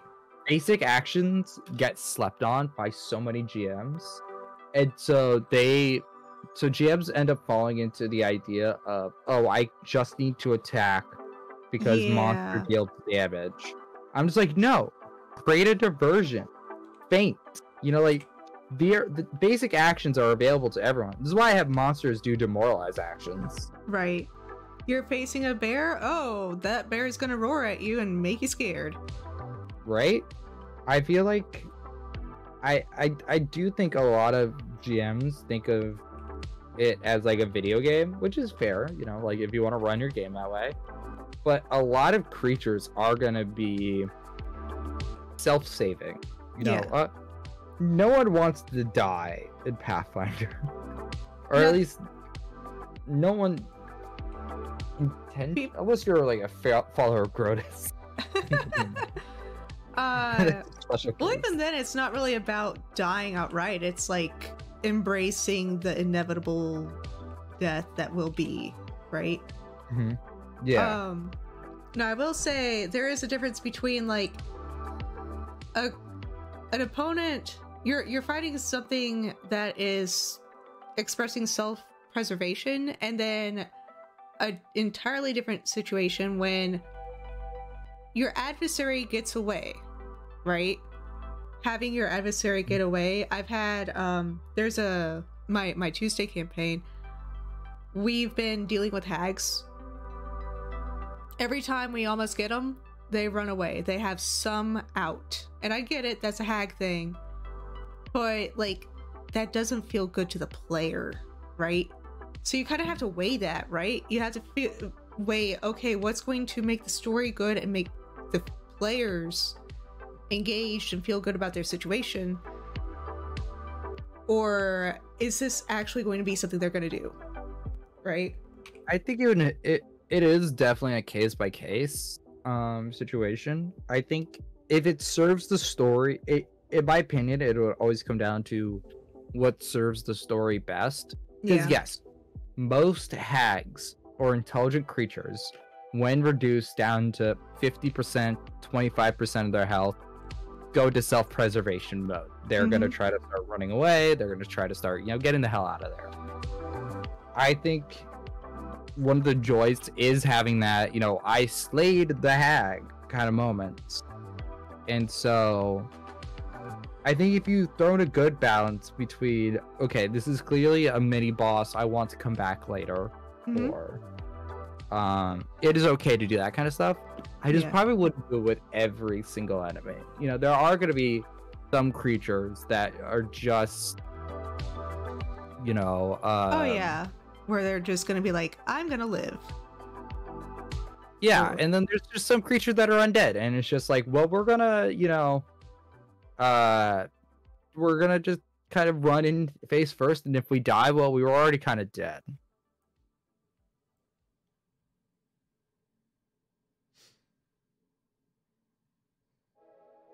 I'm gonna be honest, sometimes I'll draw something and then I'll zoom out and look at it. It's like, what did I just do?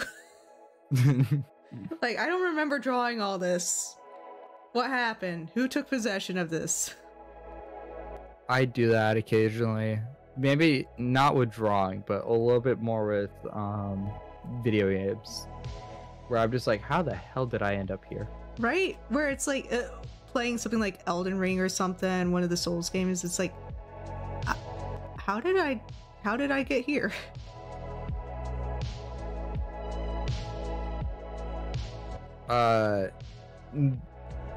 I think some of like the simulator games are really good for that. I did that with but I was briefly addicted to Power Wash Simulator. Yeah, that one, I've not picked that one up just because it looks like something that would sucker me in. So one time we were doing an EOG like late night, just like anybody who wants to join the call can join the call kind of stuff. Yeah. I had been through 6 levels and played until like 4 a.m.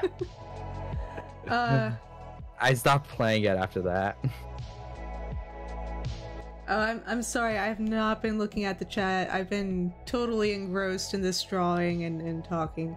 Delioth says that one of the, going back to our discussion on like feeling good or having opponents run away, one thing would assert is good storytelling does normally include feel good and also feel bad moments. Yeah, and he's also definitely done that where he's been pulled into a game. Hi Mabel, do you want the back of my chair?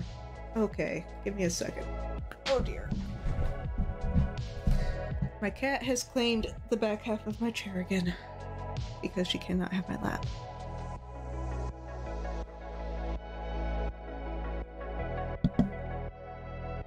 Discord for crashing real quick.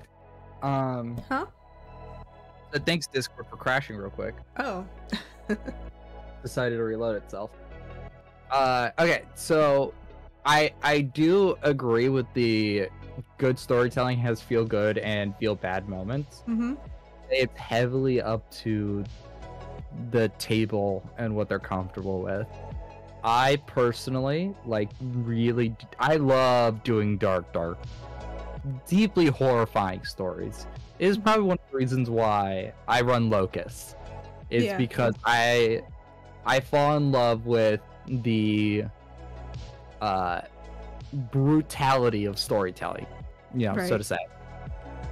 I do feel like if your table wants to do like primarily like feel good moments, like having the occasional that sucks kind of stuff is you kind of need it, but I feel like it will always just kind of be a balance of how realistic should I make this feel, so to say. Or maybe not realistic, maybe intense would be the better word. Because realistic isn't always like gritty,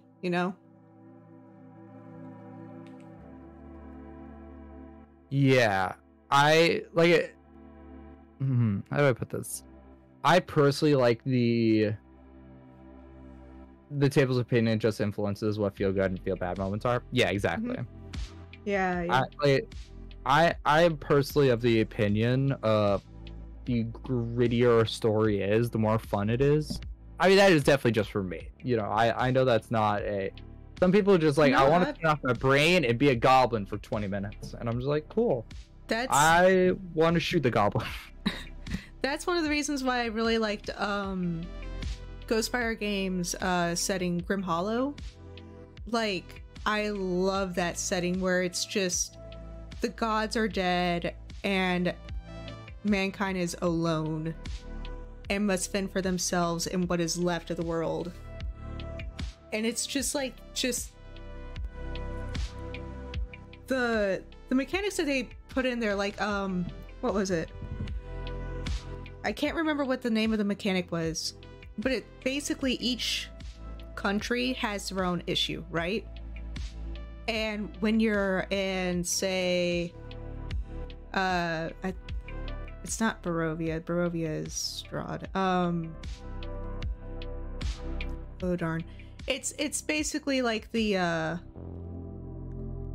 Grim fairy tale part of the country, right? Of the island. And as you go through, you get points counted against you if you encourage bad things to happen in the world, right? And if you get too many of those points, you can coax out the thing that causes nightmares, basically a waking nightmare that turns the world around you into something hellish and eldritch. Having that threat and just the threats that go with that really intrigue me as like a world building thing, especially when it's like your party can actually trip this off, that your party can actually cause entire areas to just be deleted by nightmare.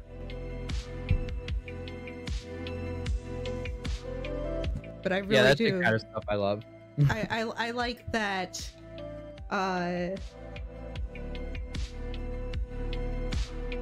What's the word?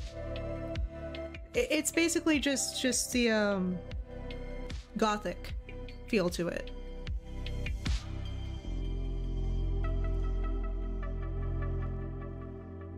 Yeah. See, I kind of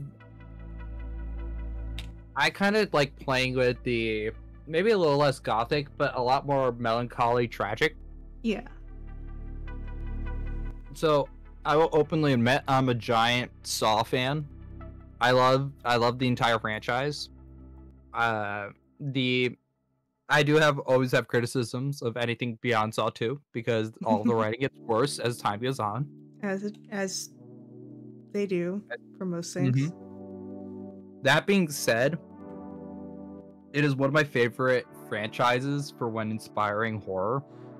And I think this is why I really enjoy Locust so much, is because Locust is this really dark, well, it's as dark as you really want to go.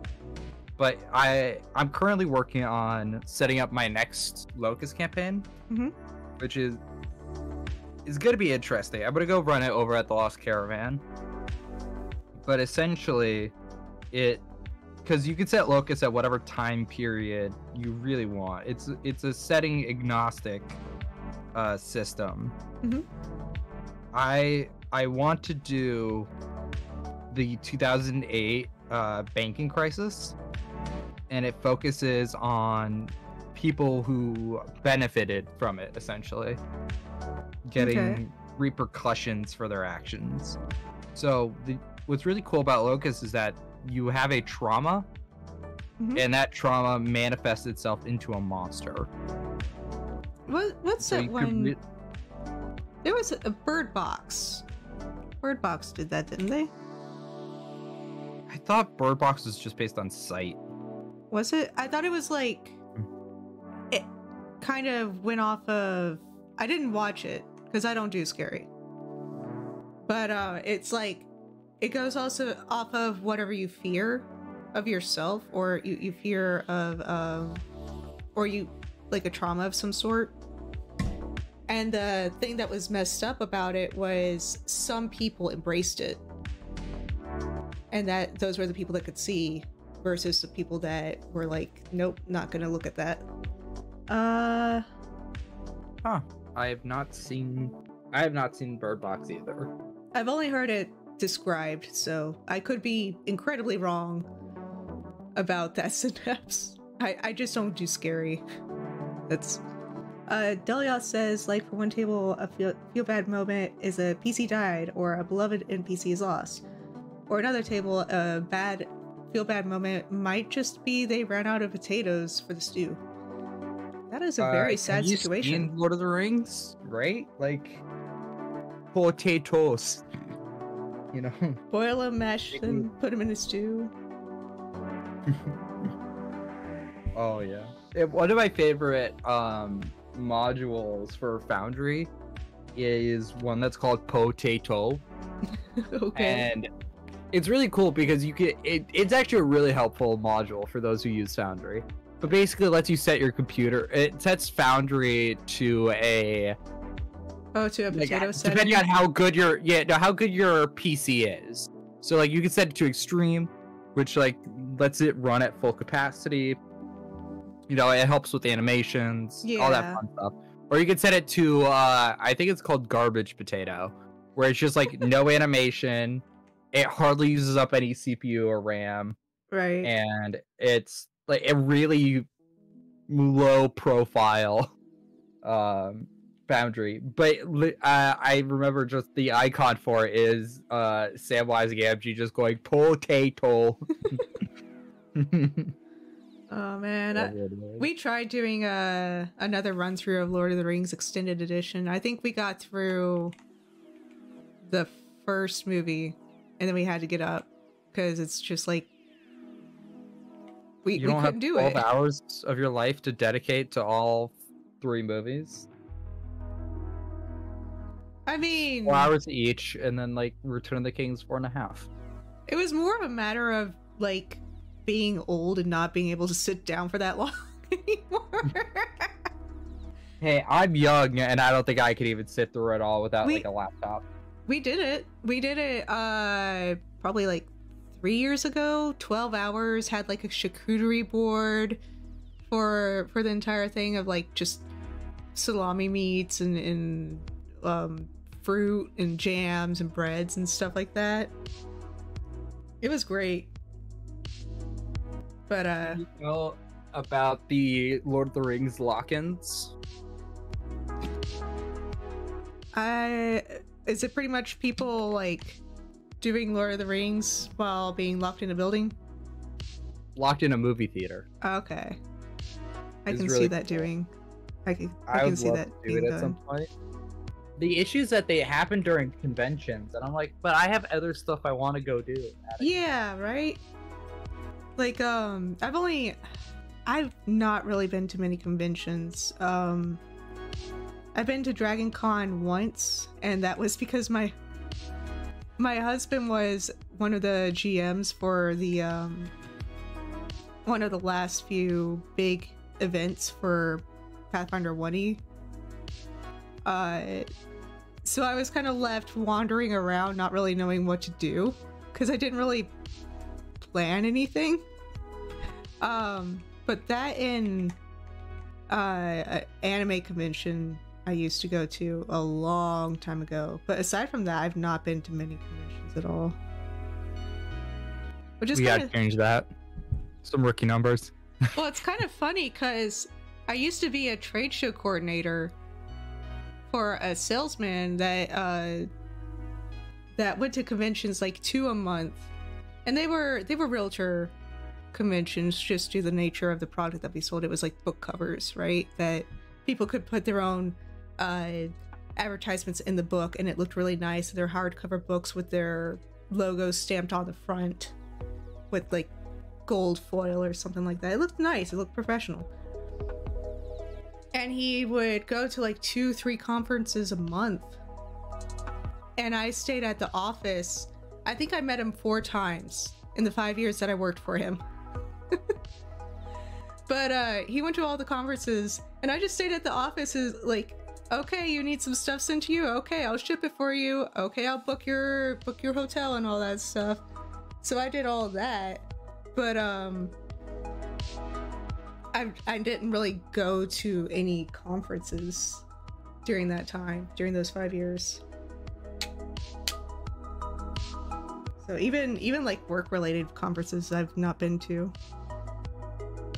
Don't worry, we'll get you we'll get you situated. You know, it starts off simple. You know, like we could do like, you know, Gen Con, and then and slowly by slowly, you know, it goes from Gen Con to PAX Unplugged to, you know, Dragon Con. Now that the like the disease that must not be named, the numbers for that have been going down, you know, but there's always that, like, even before that, there's always that fear of getting the con funk. You know, I'm already sick. I don't want to be more sick. It's like you don't remember how bad being sick is until you're sick. Oh yeah. You know, and I'm sitting here trying to rough it out. I'm trying to have a conversation with you But I kid you not, I can't breathe out of my nose. So I'm like, please, microphone, don't pick up me mouth breathing over here. Yeah, I know that. But I mean, I would love to go to some conventions, so I'd be quite happy with that. I decided not to go to Gen Con just because, you know, but I'll be there. Yeah. You don't want to see me? I see how it is. We'll see you at Dragon Con. Jeez. I know, I'm kidding. I'm really looking forward to Dragon Con. I've never been. You're gonna get to see me like chicken out at seeing the comic artists that I like. The first time comic artists. So Dominic Deegan, I have spoken about this before, but that is like dear to my heart. It basically was, it used to, I think it still does, with his schedule, but he releases comics Monday, Wednesday, Friday, right? Very consistently, and they're very story driven. And the original story was very heartfelt to me because it went into depression a lot during a time when I didn't know what depression was and that I had it at the time, and going through a lot of home stuff. So it's like during that time of my life, I would wake up and make that the goal, like just get out of bed, roll out of bed, go read the comic, and then you can take on the rest of the day. And when I did go to Dragon Con the one time, the Mookie, he was there, and I'm like, I'm gonna go say thank you for making such a great story and great characters. I get up to his table and I just turned around and left because I chickened out. I get so flustered with that kind of thing. So yeah, no, you get to watch that again as I attempt it. In 2018, when, you know, Pathfinder 2 got announced and, you know, the playtest was coming out. Yeah. My dad and I were like, okay, you know what? We're getting tired of first edition. You know, we would really like to check out second edition. And so we go to Gen Con that year. It's my first ever really, really big con. Right. I had only been to one other convention before then. And I show up, and we are like, oh, let's go get some breakfast. So we go to Starbucks, right? And lo and behold, like a good chunk of Paizo staff is there. And I'm just like, I'm freaking out in my head.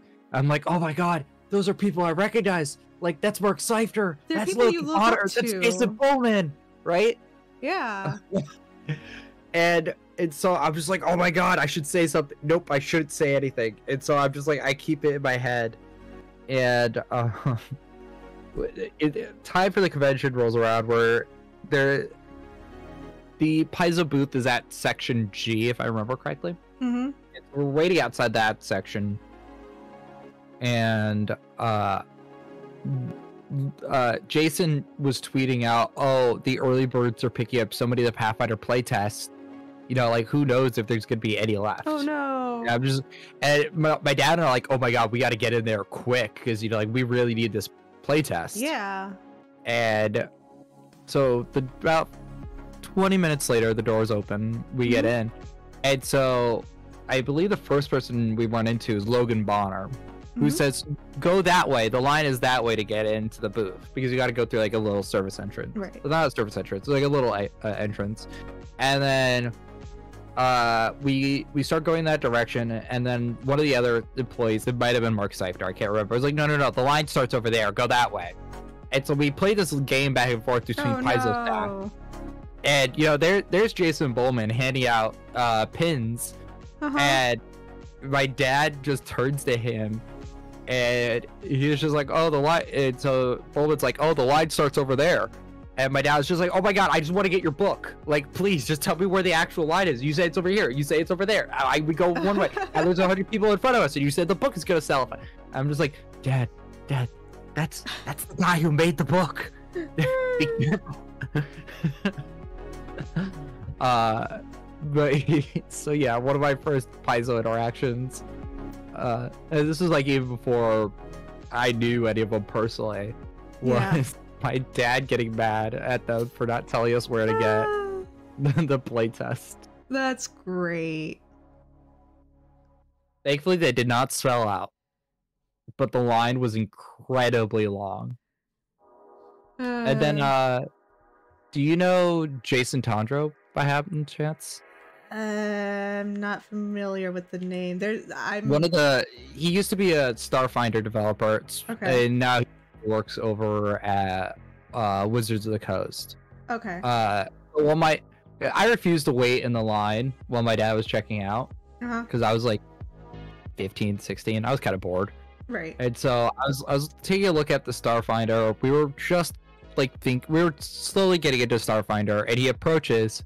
And he's like, "Oh, do you have any questions?" And me being a nervous wreck, was like, yeah, I have a couple questions about Starfinder because like I like first edition Pathfinder and all the others.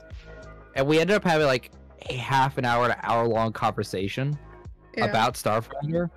And my dad approaches like after he's paid for everything, and he's just like, "Oh, who's that?" I'm like, "I have no clue. Some Paizo staff guy." He's like, "Do you know you were talking with him for an hour?" I'm like, "No, I didn't. That was like 10 minutes." He's like, no, James, you don't understand. You talked with him for that long. And I think that was like probably should have been one of the indicators of, oh my god, he'll never shut up. That's when you have like your dad and a couple other people on the side taking bets on how long you're gonna take. That was the only time that's happened. I've done at the last Gen Con. Oh my god, I talked off Paizo staff ear off. I think I like to think that they didn't mind it as much, but there was a point where it was just like a little group huddle. It was like it was Steven Glicker from Roll for Combat over at the Battle Zoo side. I can't remember who the Paizo staff member was.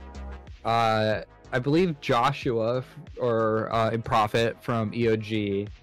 And me, we're all like in a little hut, and for like an hour and a half we talked about TTRPGs and Pathfinder, and I like did not realize the time had gone. And the only reason why we stopped talking was because the keynote came on, and I really wanted to see if they were gonna leak any of my Firebrands art, which they did for 2 seconds. That was enough plausible deniability for me to put it on Twitter.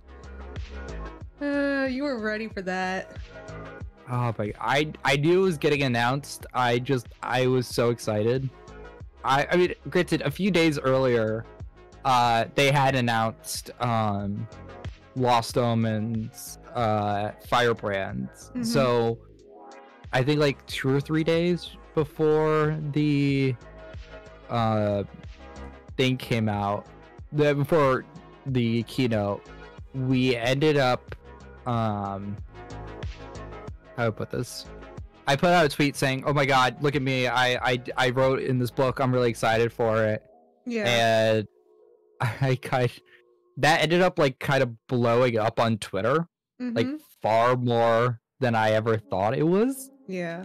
And I remember just like people, like I would show up to the Paizo booth, and like the first person I run into is Aaron Shanks, who's I like to think a friend. Like I might obsess over Pathfinder on Twitter a little so much that I probably got on his feed every now and then. But people are like, "Oh, and this is James Beck," and they're like, "Oh, you're the guy who has tweet blow up about Firebrands. Congrats!" I'm like, "Yeah, that's me. I did that. Oh my god!" I was just like. And thankfully, Luis Lozo was there, so like, I was just like, "Hey, so what's the project status?" And obviously, because it's a loud convention, we're wearing masks. Like we can talk about the project and not really get into, I wasn't like like yelling out, "Oh my god, it Lost Omens Firebrands! I wrote the fires fight." It was just like, "Hey, how's the project looking?" and all that stuff. Nothing incriminating to get either one of us in trouble or break any NDAs, thank God. But it was really cool. But yeah, apparently I talk about Pathfinder religiously.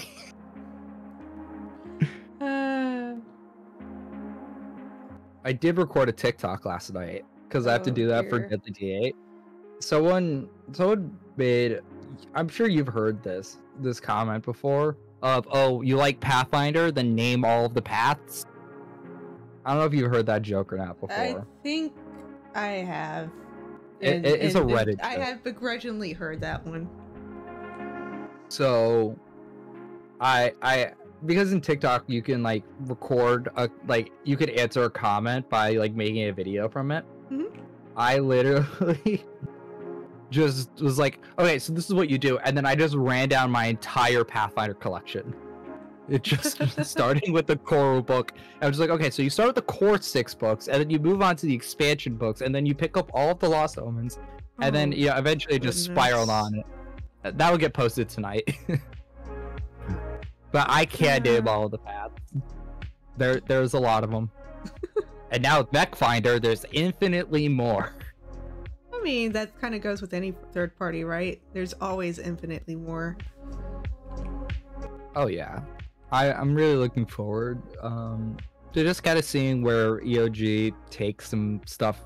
Like, overall, I think we're in a really, really good place in terms of the products we're working on. Because, I think it's helpful and healthy to be working on several projects, even if, you're delegating different work to different people.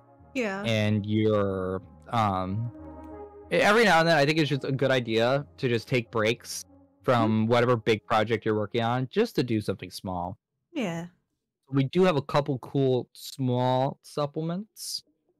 I think Bugbear will be in the next day or so. I'm really looking forward to that one. Yeah, that one looks really cool. I'm really excited. Epi did a great job with writing it. It is very thick. It was way bigger than I thought it was gonna be. Yeah, she's been putting a lot of work in. Oh yeah, she's awesome. But yeah, obviously, we can't stroke egos for too long, or else I'm gonna start getting jealous. But yeah, no, she's awesome, incredible. I've thoroughly enjoyed working with her on the Simply stuff. She's been a delight. Oh, yeah. Great pickup for EOG, in my opinion. I'm really excited to see where she goes with Mechfinder. Yeah. Since this isn't a spoiler, so I could say it. We are having different parts of EOG work on different parts of the project. I thought she'd do a good job with a few of the planets.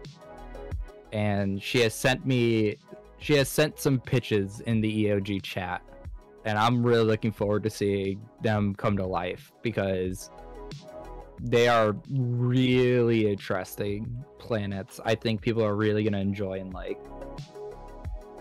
So not a spoiler, so they can't get mad at me. You felt me squinting my eyes at you, didn't you? I felt it. So like I won't say the pitches, nor will I say the planets that are already written. But they are very cool. Actually, Sean is currently working on renders for some of the planets. Yeah, I need to finish my part of the cover. Just the cover is looking really cool. Yeah, just last week has been fun. Hectic. Yeah. You're sick. I feel like that's very understandable. Well, that and like last week I was watching my best friend's baby. She has like a 9-month-old, and I think the baby cried maybe twice the 3 days that I've watched her, and it's like I thought babies were supposed to be a lot more fussy and hard to take care of. This is actually really easy. Oh, you say that. Oh, I know. You must have got it on a good day, because no, I remember my brother was born. She's just a good kid. Like, they got, like, everyone that's interacted with her is like, this baby is too calm. She should be crying more. But she just a chill kid, you know? So I'm like, I will not be lulled into a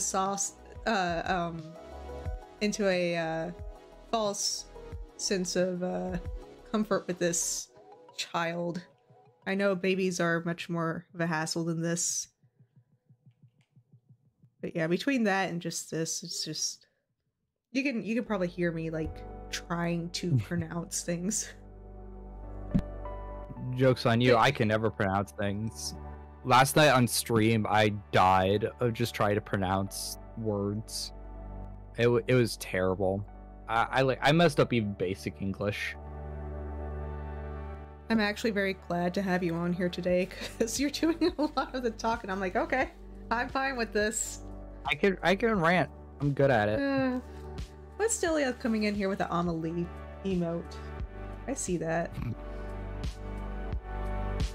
Sounds like really wants you at Gen Con. Not this year. We've already got our personal oh, no, stop that. Photoshop. We've already figured out what we're gonna be doing for like vacations and stuff, so it's like next year most more likely.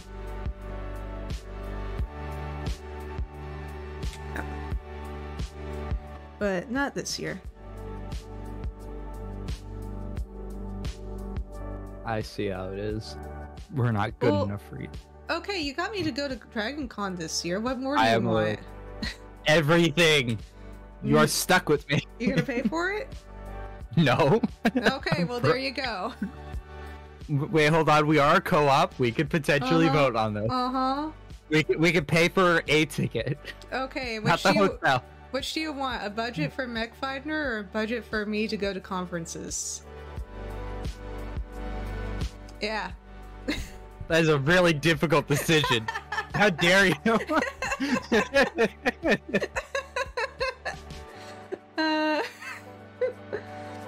I'm gonna go with Mechfinder, please. I'm pretty sure we've got other people that we would be much better. I'm trying to ship us all out. Sponsors for EOG than myself.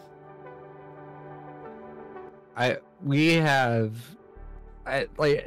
will go into details because I don't think anyone really wants to, hear about some of the ins and outs of running business. But we are eventually gonna have to, sit down and just be like, okay, this is what we need when we're at conventions. So we gotta order the shirts, we gotta order the business cards, hey, who's talking to who. Oh, I know.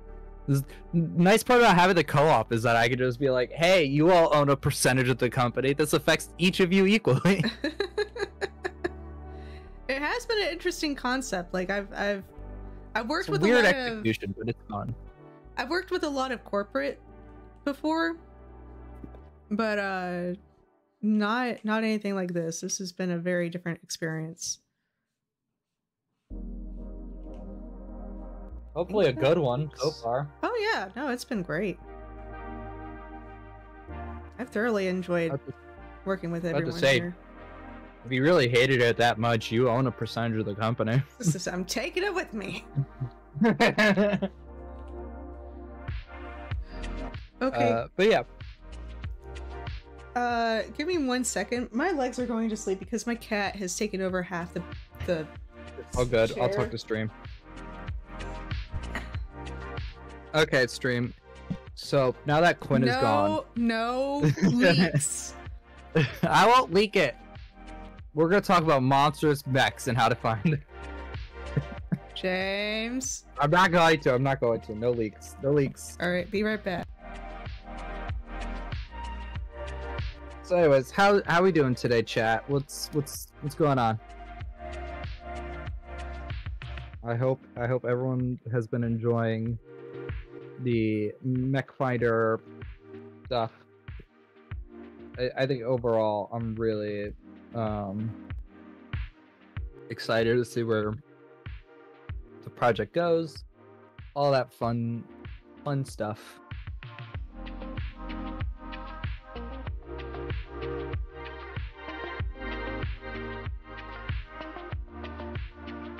All right, I have reclaimed my full chair. Okay. I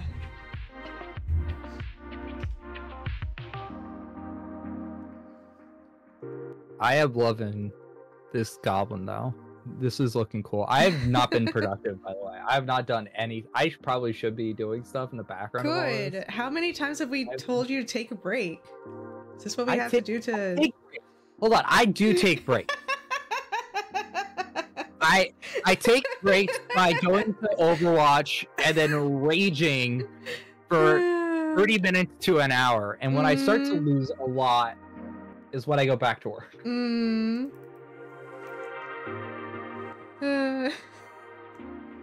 You know we have to pick on you for that. You just put so much of yourself into all this stuff. Look, the longest vacation I've taken recently was like 3 to 4 days long. Maybe. I don't even know if it was even that long. I think it might have been 2 days. But you know, it's like what Sweetie Todd said, you know, the work waits. I'm alive at last. Plus now I gotta cut down on this Mechfinder demo. Now we've given you more work, haven't we? Exactly. Oh no. What you gonna do about it? Oh, I really have to go through and just like see what I have to. So we said core classes. Maybe not even the. I had to double check all the notes of what we decided was the appropriate stuff. Yeah. I think it was like mostly just, you know what, look at the notes. I'm not gonna Yeah. I can't remember off the top of my head.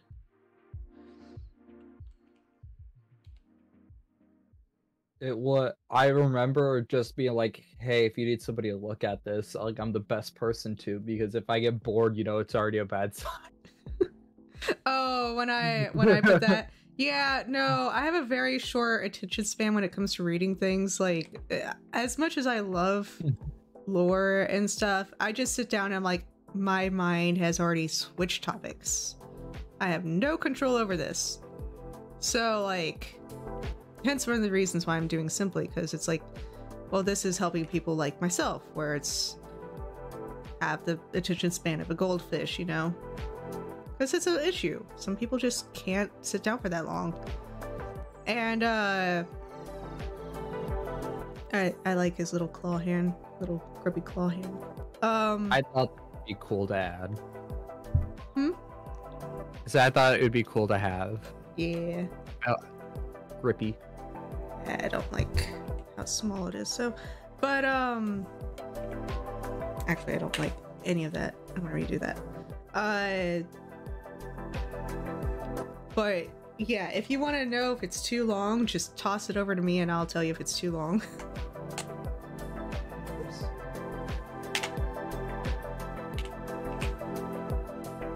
I am personally of the opinion that the more spoilers in a product, the better. No. I know that's not true. Okay? I do know that. However... However, I don't know if you know this, a person by the name of Ed Boon. Not particularly, no. Okay, so he is the head of Mortal Kombat, right? Okay. He does the voice. He did the voice of Scorpion like forever ago. And one of my favorite things that he does when it comes to specifically handling, like, releasing stuff to the public, is that he'll just troll people on Twitter. And it's one of my favorite things. And so that is kind of the mentality I like having when doing projects like Mechfinder. It's just like casually trolling people on Twitter.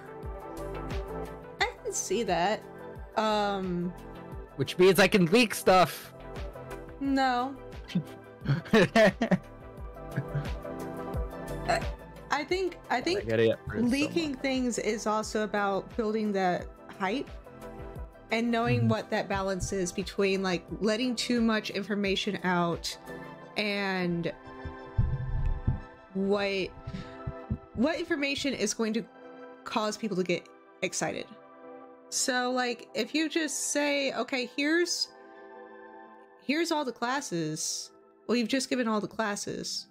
Whereas you could do like a teaser of, hey, here's how fighter's gonna look, and like show off a piece of art and be like with a little 2-sentence blurb on a poster as a marketing thing. And it's like you're telling your audience, hey, this is coming out, be excited, and here's why, but don't give them everything.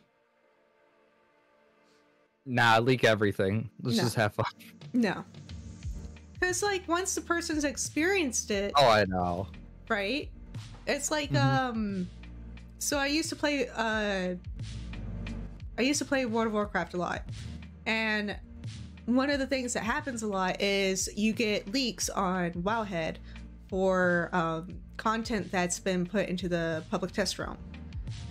Well, once that's been on there and you can watch the videos and stuff, you get a lot of people that are like, well, why play the storyline when I already know what's going to happen, right? So I've already seen the cinematics. That's what I'm here for this part, that and the raid. Now all I have is the raid to go for, and I have to wait until the actual patch for that. But now I don't really have anything to be excited about because I've already had it. Stop making good points, okay? I'm kidding. Yeah, no, I get it. And, you know, I like, as a designer at least, when creating demos, of just going really, like, big. And then, because it's easier for me to cut stuff down than it is to then build stuff back up. So I'd rather go over the top and then have like what you guys did to me last night, which was just yell at me to stop. But yeah, overall, I think I can announce this, not get in trouble. We are going to have a demo, which people can get a glimpse into what Mechfinder is going to look like, and it not of course not have everything in it, you know, because I have been told that's not okay by several people.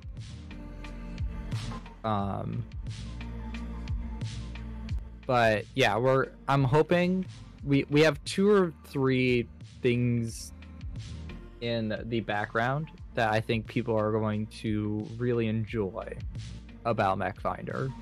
And I'm hoping the demo will, you know, give people a good idea of what this game will have to entail.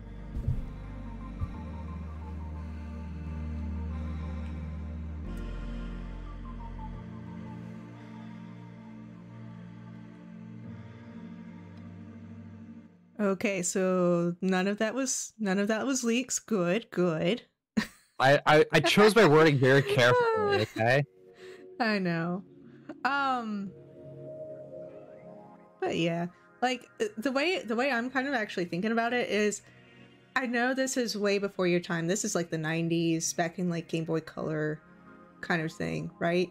When we used to have like Nintendo Magazine, you'd have like a page of a game in there that would just have what it was, a few sentences, and nothing else except for like it was very sparse. But you give that to a kid, and at that time, I don't know about now, I don't know how much tastes have changed for kids now, but you give that kind of thing to a kid where it just tells you like exactly what it is in like the least amount of information you can get it, and that kid would go crazy over it. Like, oh my god, it's Donkey Kong, I know that name. And like if you can get something like that, maybe that would be a good marketing thing. Where it's well, I mean, effectively it's going from, you know, Oh god, how many pages? It's going from the essentially 20 pages, you know, the 1/3 of the book down to maybe 1/10 of the book, which is good, you know, because I do agree with you on that.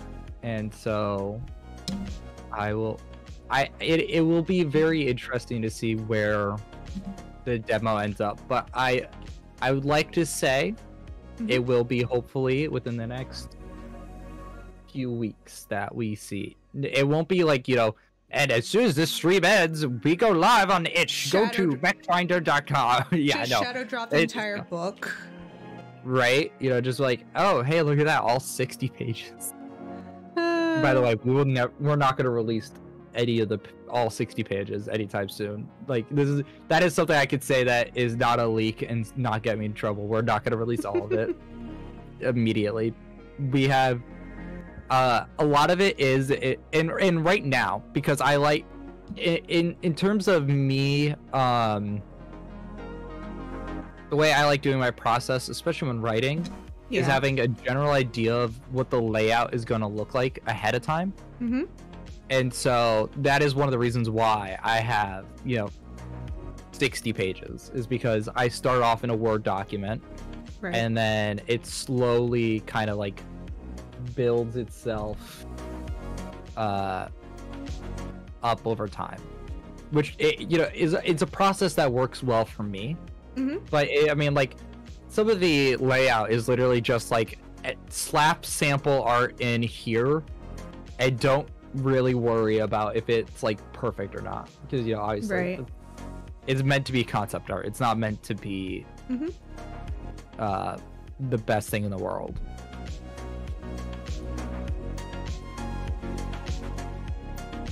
But yeah, I hope people like it. I'm really sure they will. I really enjoy the fact that it gets away from the sword and board, like having that break from that in tabletops. Like, what is it, Lancer? You guys have been talking about a lot. I know you guys wanted to do a campaign about that a while back. We played a few sessions of Lancer. I really don't like GMing Lancer. I think that was like my biggest issue with it. Yeah, that's always the thing, is like finding someone to GM or run a game. If it's not fun to GM, then you're gonna have a tough time. I mean, that's what's been driving people out of 5e, right? Is they just don't have things for their GMs. They don't have any support for it.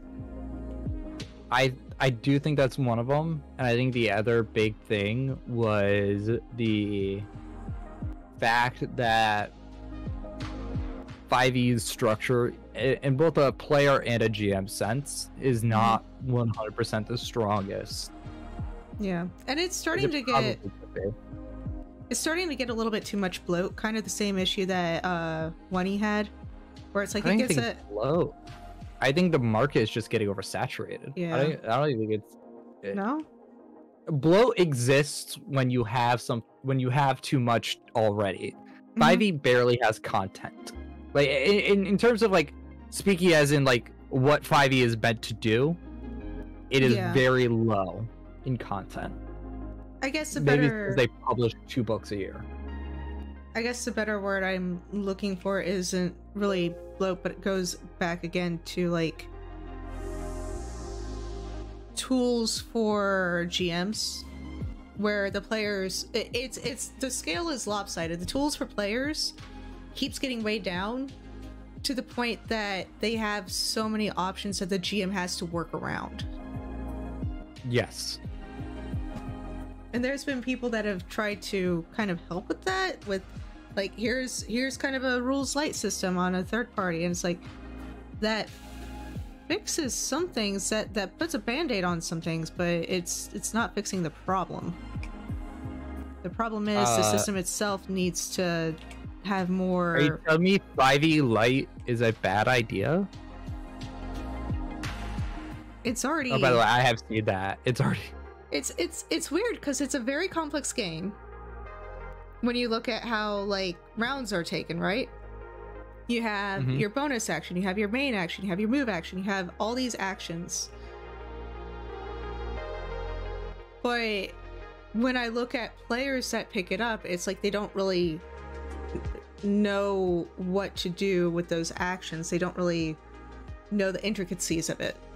And I hate to be one of those people that rags on this, but they watch something like Critical Role and come into it not reading the book, and it's like, let's play a game, and it's like, you got to know the rules to play the game, and they try to play it, and it's like, you got to know what you're doing before you go forward. And I guess that is more just on the community and the players themselves rather than the system, but it is an issue. Like the fact 100%. That people go into this complex game thinking it's just rolling some dice and saying, yes, you hit it, no, you didn't. Whereas people... Huh? No, I agree. I think one of the bigger issues is the way that 5e is marketed. It's marketed as, oh, it's real simple, it's real easy, you know, like, you can just pick it up and play it. It doesn't.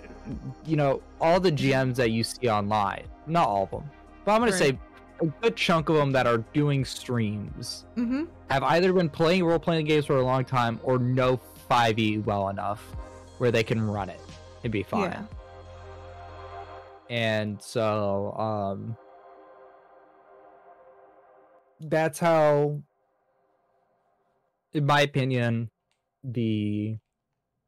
why that trap happens so often is because it's marketed as meant to be rules light system. Whereas what happens when you take the best of every edition is that you get an edition that doesn't really know what it wants to be. Yeah. Because D&D first and second edition are really great. You're going to die no matter what kind of games. Very hard to live. Third edition is meant to be much more heroic with lots of customization. Fourth edition meant to just be an in-depth, complex, like quote-unquote complex. They made it very video gamey. Yeah, exactly. Something people weren't really ready for. And so the biggest thing, like, hurdle, I guess, when trying to do a 5th edition is, okay, how do we simplify all of that? Well, it's meant to be, you know, a little... They want it to be rules light, but it's really not. Yeah, it's a mismatch of a bunch of mechanics. But, like, just the fact that there are so many people that come into it, again, one of the reasons why I started simply is so that people could just quickly reference, like, here's a pretty little picture of what this rule does. Here's what you could use. Here's an action you can use, right? So that, because Pathfinder, someone gets that big book, someone gets the 600-page book, and they're like, this is a lot. I can't read this just to play a game. It's like, yes, you can. All you need is chapter 9 and chapter 10. Look over your class, take a look at your ancestry. That's pretty much it, especially if you're playing a martial class. You want to play a spellcaster, that's going to give you a little bit more of a challenge, but you can do it because we believe in you. It's not that hard. And that one gentleman that you sent me the other day, oh, what was it? Ruby Crush? Ruby something? Oh, yeah. I don't remember his name, but yeah. But I actually went on, I watched him during a live stream, and he's like trying to explain to another gentleman what you need for a Pathfinder game. And he's like making it out to be like, you have to read the 600-page book and know it inside out. And it's like, no, you don't. No, you don't. Have your table. What? If you're new to the game, have the table read chapter 9 and 10, and they're good. If you are the GM, yes, you have to be a little bit more aware of the rules, but you don't have to kill yourself over it. Exactly. I think one of the biggest... This isn't like a controversial or hot take. I think when anybody joins something new, especially TTRPGs, which can look really intimidating. Yeah. You know, I have books that are thicker than the core rulebook of Pathfinder. You know, Into the Breach is about the same size. Right. Roughly. Witcher is about the same size, roughly. People just go, oh god, this is an information overload. It's mostly fluff. Exactly. A lot of it is fluff. A lot of it is reference material. You're not supposed to have all of it memorized. Even as a developer now, someone who writes for Pathfinder, I'll openly admit I don't have everything memorized. I Google things all of the time. Yeah. But even, okay, look at how much you have to know to play a video game, right? Look at how much you have to know to play something like Dwarf Fortress. Or Space Station 13, if you've ever heard of that one. And if you haven't, that generates some fantastic stories. I do not suggest playing it. But if you know someone that's played it, ask them for some stories, because it's hilarious. But complex video games, right? Or even just like Factorio or Satisfactory, any of those, Minecraft. Think about how much you have to know to play a simple game like Minecraft. How much is in a wiki? How much does a player have to know to play this game versus a tabletop? All it is presentation of rules, presentation of mechanics. When you're playing Minecraft, you're kind of like figuring things out as you go, but you can still go on the wiki and read about it, and it's going to be an article that's just as long, if not longer, than an article that's about a rule or like a class in Pathfinder. Whereas if you go into the rule, the rule is like a paragraph long. It's all about perspective of how you're absorbing that information. I do think one of the,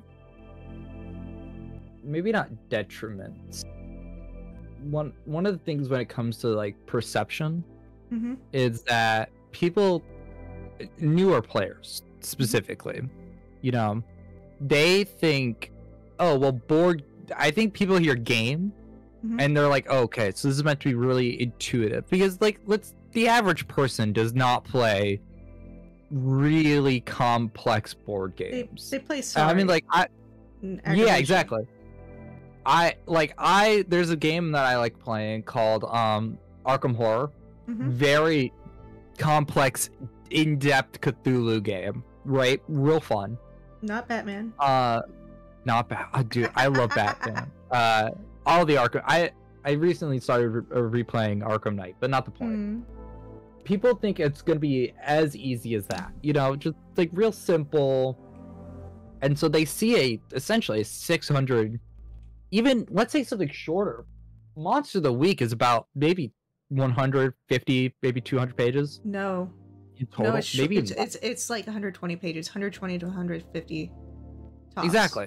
So real short. It's a young adult novel length.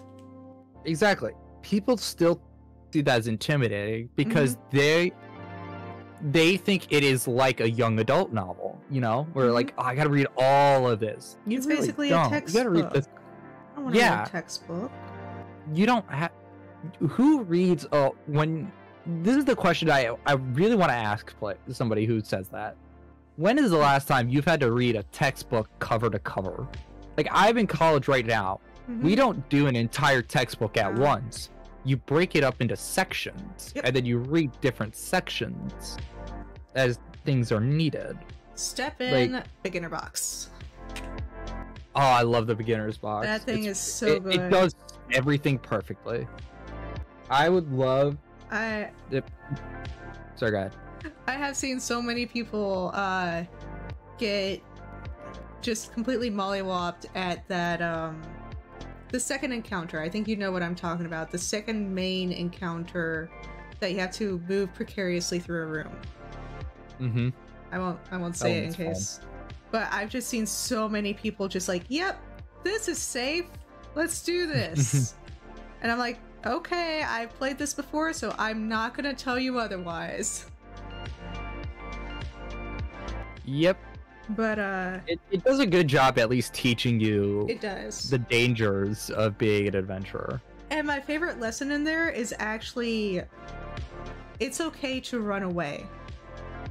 That's my favorite lesson in there, because nobody wants to run away, right? Nobody wants to be that person. It's not heroic to run away. You're not getting the loot if you run away, right? But learning that lesson of it's okay to go, it's okay, you can always come back, right? That is such an important lesson to keep your party alive.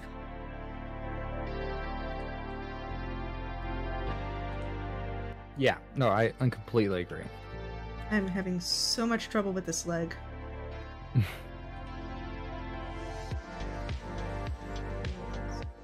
I gotta go to a doctor's appointment. Oh, okay, yeah. So no, I added you on the Discord. I'm not sure if you saw it, but no. That's totally no, cool. you're good.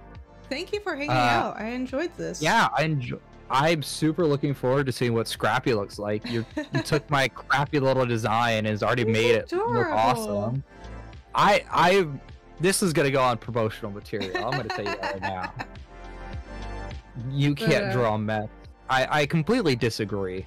Okay, this is cool. This isn't so much a mech as a scrap heap, okay? Okay. It's fine. We would I'm gonna say some stuff on the Discord, so like I don't get in trouble for saying it on stream. But I might have a cool meeting with some people. Okay. Coming up very soon. But yeah, thank you so much for having me on. Yeah, you're incredible to talk with. I enjoy talking about Pathfinder. And I hope everyone in chat, and I hope you have a very good day. I'll see you all around. All right, see you next time. Bye. Bye.